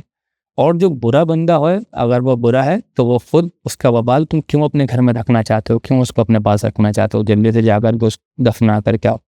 तो ये बहुत सारी और भी चीज़ें हमें मिलती हैं कि जल्दी से दफन करना चाहिए। तो जल्दी से दफन करना, जल्द से जल्द दफन करना, ये कोई बुरी चीज़ नहीं है, बल्कि अच्छी चीज़ है, सुन्नत चीज़ है। अब सोचिए कोई बेटा बाहर है, कोई वालिद किसी के बाहर हैं, किसी की बहन, बीवी, शौहर बाहर हैं, वो आ रहे हैं, क्या करेंगे वो आकर के? एक इमोशनल चीज़ तो है, लगती बड़ी लोगों को अजीब सी कि आप क्या कह रहे हैं, क्या बात करेंगे, वो क्या करेंगे, आकर के देख लेंगे, देख कर के क्या करेंगे वो? कोई उनकी देखने से कोई उनका मामला आसान हुआ जा रहा है तो चलिए समझ में आता है कि हाँ, उनके देखने से इनका कोई मामला समझ में आ जाएगा। तो खामख़ा बिना वजह एक चीज़ को देरी करना जो इस्लाम में एक पसंदीदा चीज़ नहीं है। जो पसंदीदा चीज़ है उसकी तरफ जाइए, जो अफ़ज़लियत वाली चीज़ है दफ़न कर दीजिए। आप कोई आ रहा है बाद में आ जाए, अच्छा है, घर वालों के साथ रहे, फैमिली वालों के साथ रहेगा, उसके दिल को भी तसल्ली ज़्यादा होगी, वो आकर के उनके लिए ज़्यादा से ज़्यादा दुआएँ करें। जिस जगह पर मौजूद है वहाँ पर अगर उसका दर्द महसूस कर रहा है उनके लिए वहीं से दुआएँ करे तो अल्लाह ताला वो दुआएँ भी उनके हक़ में कबूल करेगा। तो ये मतलब इस्लाम का बड़े जो चीज़ें बड़ी सिंपल और बड़ी ज़बरदस्त हैं, अगर देखी जाएँ तो बड़ी अच्छी हैं वो चीज़ें। अगर लिया जाए तो एक-एक छोटी-छोटी चीज़ें, बारीकियाँ छोटी-छोटी हैं, लेकिन हैं बहुत ज़बरदस्त वो चीज़ें। तो ख़ैर ये इनका पूरा मामला होता है। हज़रत अब्दुल्लाह ज़ुल्बिजदैन रज़ियल्लाहु तआला अन्हु उन दफ़न किया जाता है, इसी वक्त में उनकी वफ़ात होती है। सोचिए वफ़ात क्या ज़बरदस्त हुई है, जिहाद पर गए हैं, जिहाद की नीयत है, जिहाद का भी सवाब मिलेगा। रसूलुल्लाह सल्लल्लाहु अलैहि वसल्लम ने खुद अपने मुबारक हाथों से उतारा है और रसूलुल्लाह उनके लिए दुआ भी कर रहे हैं। तो वाक़ई में रश्क करने वाली चीज़ है। अब्दुल्लाह इब्न मसूद ने बिल्कुल सही रश्क किया कि काश इसकी जगह पर मैं होता। हर एक ईमान वाले की ख्वाहिश यही होगी, मेरी भी ख्वाहिश यही कि काश उस जगह पर मैं होता, रसूलुल्लाह सल्लल्लाहु अलैहि वसल्लम अपने मुबारक हाथों से उतारते। लेकिन हमारी किस्मत ऐसी कहाँ है, इंशाअल्लाह जन्नत में जाकर ही रसूलुल्लाह सल्लल्लाहु अलैहि वसल्लम से मिलना होगा। तो वहाँ पर काश हमारे लिए रसूलुल्लाह सल्लल्लाहु अलैहि वसल्लम हमें देख कर के खुश हों, कुछ ऐसा हम काम कर दें जो रसूलुल्लाह सल्लल्लाहु अलैहि वसल्लम जिससे खुश हों, और रसूलुल्लाह सल्लल्लाहु अलैहि वसल्लम हमें अपने गले लगाएं, रसूलुल्लाह सल्लल्लाहु अलैहि वसल्लम में औरों से इंट्रोड्यूस कराएं कि देखो ये वो शख्स है, इसने ऐसा ऐसा फला काम किया। और मतलब बेशुमार लोग होंगे ऐसे जो रसूलुल्लाह के बाद आए होंगे और रसूलुल्लाह के लिए क्या क्या कर गए होंगे, और रसूलुल्लाह को इंट्रोडक्शन कराएंगे और लोगों से कि देखो ये कितना नेक शख्स है, कितना अच्छा शख्स है, इसने क्या क्या काम किया। उसके बाद काश हमें अल्लाह ताला उन लोगों में शामिल करे। आमीन या रब्बुल आलमीन। अब इसके बाद कुछ और वाक़यात होते हैं छोटे छोटे, कि जिस वक्त में रसूलुल्लाह सल्लल्लाहु अलैहि वसल्लम का जब रास्ते में आ रहे होते हैं सहाबा इकराम, तो पानी ख़त्म हो जाता है, बहुत ज़्यादा पानी पीने के लिए नहीं होता है। तो सहाबा इकराम कहते हैं रसूलुल्लाह से कि आप दुआ कीजिए। रसूलुल्लाह से दुआ करते हैं, अल्लाह ताला जो है एक छोटा सा बादल की टुकड़ी भेजता है, उस बादल से काफ़ी सारा पानी होता है। जो सारे वहाँ पर सहाबा इकराम मौजूद थे उन्होंने अपनी प्यास बुझाते हैं, पानी पीते हैं, और उसके बाद अपने जानवरों को पानी पिलाते हैं। उसके बाद जो उनके साथ वेसल्स से बर्तन वगैरह लेकर के आए तो उनको भी भर लेते हैं, और वो का पानी जो था सबके लिए ही काफ़ी हो जाता है। अब यहाँ पर जो मुनाफ़िक़ीन, कुछ एक दो मुनाफ़िक़ीन आए हुए थे, वो मुनाफ़िक़ीन क्या करने की कोशिश करते हैं, जैसे हर सिचुएशन में आप कहेंगे डिमोटिवेट करने की कोशिश करते हैं। वो जो ताना कसा करते थे वही ताना कसते हैं। वो कहते हैं कि ये तो बस ऐसी कोई रसूलुल्लाह का मुआजिज़ा नहीं है, ये तो बस ऐसी कोई, जो आप कहेंगे पहाड़, वो बादल जो था क्लाउड, ये वैसे ही जा रहा था, बस एक इत्तेफ़ाक़न यहाँ पर बारिश पड़ गई। तो वो उनका पूरा मामला ऐसे ही रहता है। आगे जाकर भी हम उनके जो हिपोक्रेट्स का, मुनाफिकों का मामला है, उसको भी हम इंशाल्लाह आगे जाकर के डिस्कस करेंगे। एक और वाक़या आता है कि एक शख्स, एक सहाबी थे उमारा इब्न हज़म, उनका जो था वो ऊँट जो था वो घूम जाता है उस वक्त में, जहाँ पर कहीं किसी जगह पर आराम कर रहे होते हैं, तो वो रस्सी खुल करके भाग जाता है। हालांकि रसूलुल्लाह यही ताकीद किया करते थे कि अपने ऊँट को सही से बांधना, देखना कि वो यहाँ से चला गया, एक तो वैसे ही सवारियाँ नहीं है। तो वो जब उनका ऊँट गुम जाता है तो वो परेशान हो जाते हैं। तो उसमें एक मुनाफिक होता है ज़ैद इब्न लुसैत, उसके बारे में आता है कि वो तंज़ कसता है। वो कहता है कि ये कैसे, जाओ रसूलुल्लाह से जा कर के पूछो। तो वो कहते हैं कि रसूलुल्लाह को थोड़ी पता होगा कहाँ है मेरा ऊँट। तो वो कहता है कि कैसे नबी है तुम्हारे पे, कि अगर उनको यही नहीं पता है कि जो ऊँट जो है वो कहाँ पर गुमा हुआ है। तो जब रसूलुल्लाह सल्लल्लाहु अलैहि वसल्लम को ये बात पता चलती है, तो खैर रसूलुल्लाह सल्लल्लाहु अलैहि वसल्लम को अल्लाह ताला जिब्राईल अमीन के ज़रिए, वही के ज़रिए बता देता है कि कहाँ पर है वो। रसूलुल्लाह सल्लल्लाहु अलैहि वसल्लम फिर भी बताने से पहले ये कहते हैं कि मैं एक अल्लाह का बंदा हूँ, और जितना अल्लाह ताला मुझे बताता है सिर्फ वही चीज़ मुझे पता चल पाती है। ऐसा नहीं है मुझे कंप्लीट इल्म गैब हो, हर चीज़ का मुझे इल्म हो रहा है। लेकिन हाँ, जो अल्लाह ताला मुझे बता देता है, जो तुम लोगों के लिए गैब है, तुम्हें नहीं पता होगा, वो मुझे पता चल जाता है। और फिर वो बताते हैं रसूलुल्लाह सल्लल्लाहु अलैहि वसल्लम के जाओ फला जगह पर जा कर के, वो फला वैली है, थोड़ी आगे जा कर के बताते हैं एक वादी है, उस वादी के अंदर उस जगह पर वो ऊँट मौजूद है, वहाँ से जाकर के उसको पकड़ लो। तो सहाबा इकराम कुछ जाते हैं वहाँ से, वहीं पर वो ऊँट मौजूद होता है, और उसको पकड़ करके लेकर के आ जाते हैं रसूलुल्लाह सल्लल्लाहु अलैहि वसल्लम। वो सॉरी, सहाबा इकराम जो थे, रसूलुल्लाह सल्लल्लाहु अलैहि वसल्लम की यहाँ पर हमें उस सदाकत के बारे में पता चलता है कि रसूलुल्लाह सल्लल्लाहु अलैहि वसल्लम को अल्लाह ताला सही बताता है। अभी एक चीज़ इंपॉर्टेंट है, ये बहुत लंबी बहस है हमारे माशरे के अंदर कि रसूलुल्लाह को इल्म गैब था या नहीं था। इसको मैं पहले भी डिस्कस कर चुका हूँ। इल्म गैब था या नहीं था, इसमें बिना वजह बहस करने में, लड़ने में कोई फ़ायदा नहीं है। लेकिन अब यहाँ पर, अब जब हम ये वाक़या डिस्कस कर रहे हैं, तो यहाँ पर सहाबा इकराम के स्टांस से तो ये क्लियर है कि रसूलुल्लाह सल्लल्लाहु अलैहि वसल्लम को कंप्लीट इल्म गैब नहीं था। इल्म गैब था लेकिन एक लिमिटेड था, और वो उनके अपने आप से नहीं था कि जब चाहें रसूलुल्लाह सल्लल्लाहु अलैहि वसल्लम किसी भी चीज़ के गैब के बारे में जान लें। अल्लाह ताला जब उनको बताता था तो रसूलुल्लाह सल्लल्लाहु अलैहि वसल्लम पता चलता था, और फिर वो रसूलुल्लाह सहाबा इकराम को बता दिया करते थे वो चीज़।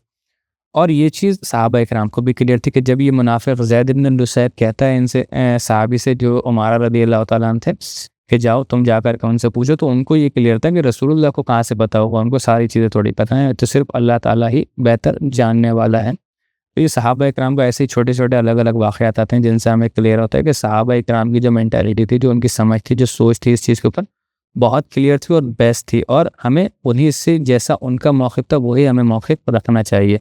लड़ाई झगड़ों में पड़ कर के बिना वजह इस चीज़ को ख़राब नहीं करना चाहिए हमें। इसमें एक चीज़ हमें ये भी वाक़या मिलता है कि रसूलुल्लाह सल्लल्लाहु अलैहि वसल्लम जब जिस वक्त में वहाँ पर रुके हुए होते हैं तबूक में, तो उस वक्त में एक रसूलुल्लाह सल्लल्लाहु अलैहि वसल्लम सहाबा इकराम को बताते हैं कि रात को या कल या एक आज रात में या कल रात में बहुत सख्त, बहुत शदीद तूफ़ान आएगा, और रसूलुल्लाह सल्लल्लाहु अलैहि वसल्लम कहते हैं कि कोई भी बाहर मत निकलना, बल्कि ज़मीनों पर लेटे रहना। रात में ये बताते हैं कि रात में आएगा, और अपने सारे ऊँटों वगैरह को और जो चीज़ें अपने सारा सामान उनको बांध करके रखना। तो इसमें आता है कि रसूलुल्लाह सल्लल्लाहु अलैहि वसल्लम जब ये बात बताते हैं, तो उसमें से एक शख्स के बारे में आता है कि वो रसूलुल्लाह सल्लल्लाहु अलैहि वसल्लम की बात को नहीं मानते हैं, और वो रात में तूफ़ान आता है, और वो सब बाकी सारे सहाबा इकराम तो ज़मीन पर लेट जाते हैं, लेकिन वो नहीं लेटते, वो खड़े हो जाते हैं, और खड़े होने के बाद जो तूफ़ान था, जिसको टॉर्नेडो एक तरीक़े से कह सकते हैं, इस तरीक़े का वो तूफ़ान था, वो अपने साथ उड़ा करके ले जाता है, खड़े होते हैं। और ये मतलब बड़ी इम्पॉर्टेंट सी चीज़ है, साइंटिफिक चीज़ भी है कि जहाँ कहीं पर भी टॉर्नेडो आता है तो वहाँ पर बचने का जो एक तरीक़ा बताया जाता है वो यही बताया जाता है कि ज़मीन पर लेट जाएँ, किसी चीज़ को पकड़ लें, हाईएस्ट पॉसिबिलिटी है कि आप बच जाएँगे। बिल्कुल बीच में नहीं हो टॉर्नेडो के तो उड़ा कर ले जाएगा, लेकिन टॉर्नेडो इधर है, यहाँ आस-पास ही किसी भी इलाके में है, या पास की बिल्कुल जगह पर है, सर्टेन मतलब एकदम करीब में, क्लोज़ है, तो आप किसी ज़मीन पर लेट जाएँ, खड़े नहीं हो। खड़े होंगे तो ज़्यादा चांसेस हैं कि आपको फ़ोर्स में उड़ा करके ले जाएगा वो टॉर्नेडो जो है।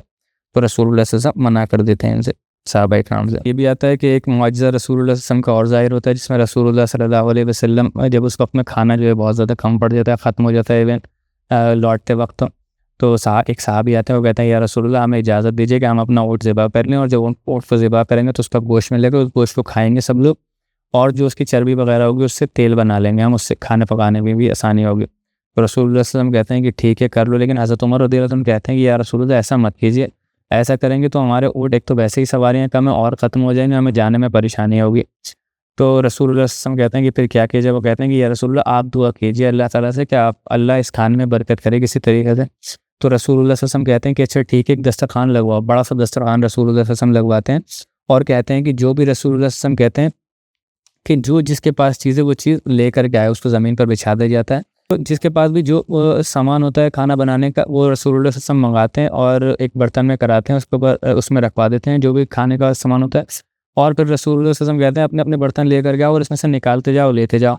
उस बर्तन के अंदर से अब मौइज़ाना तौर से ही हम काफ़ी बार सीरत के अंदर डिस्कस कर चुके हैं कि सहाबा इकराम आते हैं अपने अपने बर्तन के लिए, और मौइज़ाना तौर से जब उसके अंदर से निकालते हैं तो उसमें से निकलता रहता है और पूरी आर्मी उससे खाना ले जाती है और ख़त्म नहीं होता। ये भी रसूलुल्लाह सल्लल्लाहु अलैहि वसल्लम का एक मुआजिज़ा था जो कि ज़ाहिर होता है। हालाँकि बहुत ऑथेंटिक चेन से नहीं है, लेकिन ये सीरत की किताबों के अंदर हमें ये वाक़या मिलता है।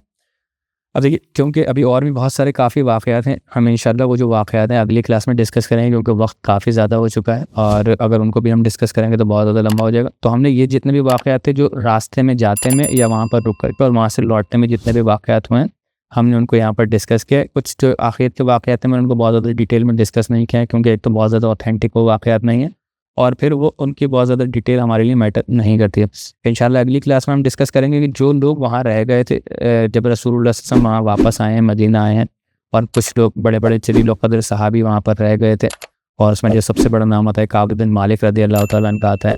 सोचिए क्या, अब मुझे तो सोच कर के ये चीज़ होती है कि अगर रसूलुल्लाह का एक हुक्म हो, हमें कहीं जाना हो और वहाँ पर नहीं जा पाएँ, चाहे कोई भी एक सिंसियर रीज़न रहा, और वो सिंसियर रीज़न उनका रहा भी था, लेकिन जब रसूलुल्लाह वापस आएँगे तो उनसे नज़रें कैसे मिला पाएँगे, ज्ञान उनसे आँखें कैसे मिला पाएँगे, उनको क्या बताएँगे। ये बड़ा अमेजिंग सा एक वाक़या होता है, उनके साथ भी सेम वही चीज़ होती है। तो वो एक इंशाअल्लाह वो वाक़या जो अगली क्लास में इंशाअल्लाह हम डिस्कस करेंगे। और भी बहुत सारे लोग थे जो रह गए थे जाने से, उन सब की भी कोशिश करेंगे कि उनके जो वाक़यात हैं वो अगली क्लास में डिस्कस कर लें। तो अल्लाह ताला से दुआ है कि इस क्लास के अंदर जो भी कमियाँ गलतियाँ मेरे कहने में या आपके सुनने में हो गई हों बहैसियत इंसान, अल्लाह ताला हमारे दिलों से मुआफ़ अता फरमा दे, और अल्लाह ताला हमारी इस कोशिश को अपनी बारगाह में कबूल अता फरमाए। अल्लाह ताला इस सीरत को मेरे लिए भी और आप सुनने वालों के लिए भी बेहतरीन सदक़ा जारिया बनाए, और ज़्यादा से ज़्यादा इस सीरत को, जैसे कि हम पहले भी कहते रहते हैं, कि शेयर कीजिए, ताकि ये हम दोनों के लिए, हमारे लिए भी और आप सुनने वालों के लिए भी बेहतरीन सदक़ा जारिया बने। आमीन या रब्बुल आलमीन। सुब्हानकल्लाहुम्मा व बिहम्दिका अशहदु अल्ला इलाहा इल्ला अंता अस्तग़फिरुका व अतूबु इलैक व मा अलैना इल्लल बलागुल मुबीन। जज़ाकुमुल्लाहु खैरन व अहसनल जज़ा।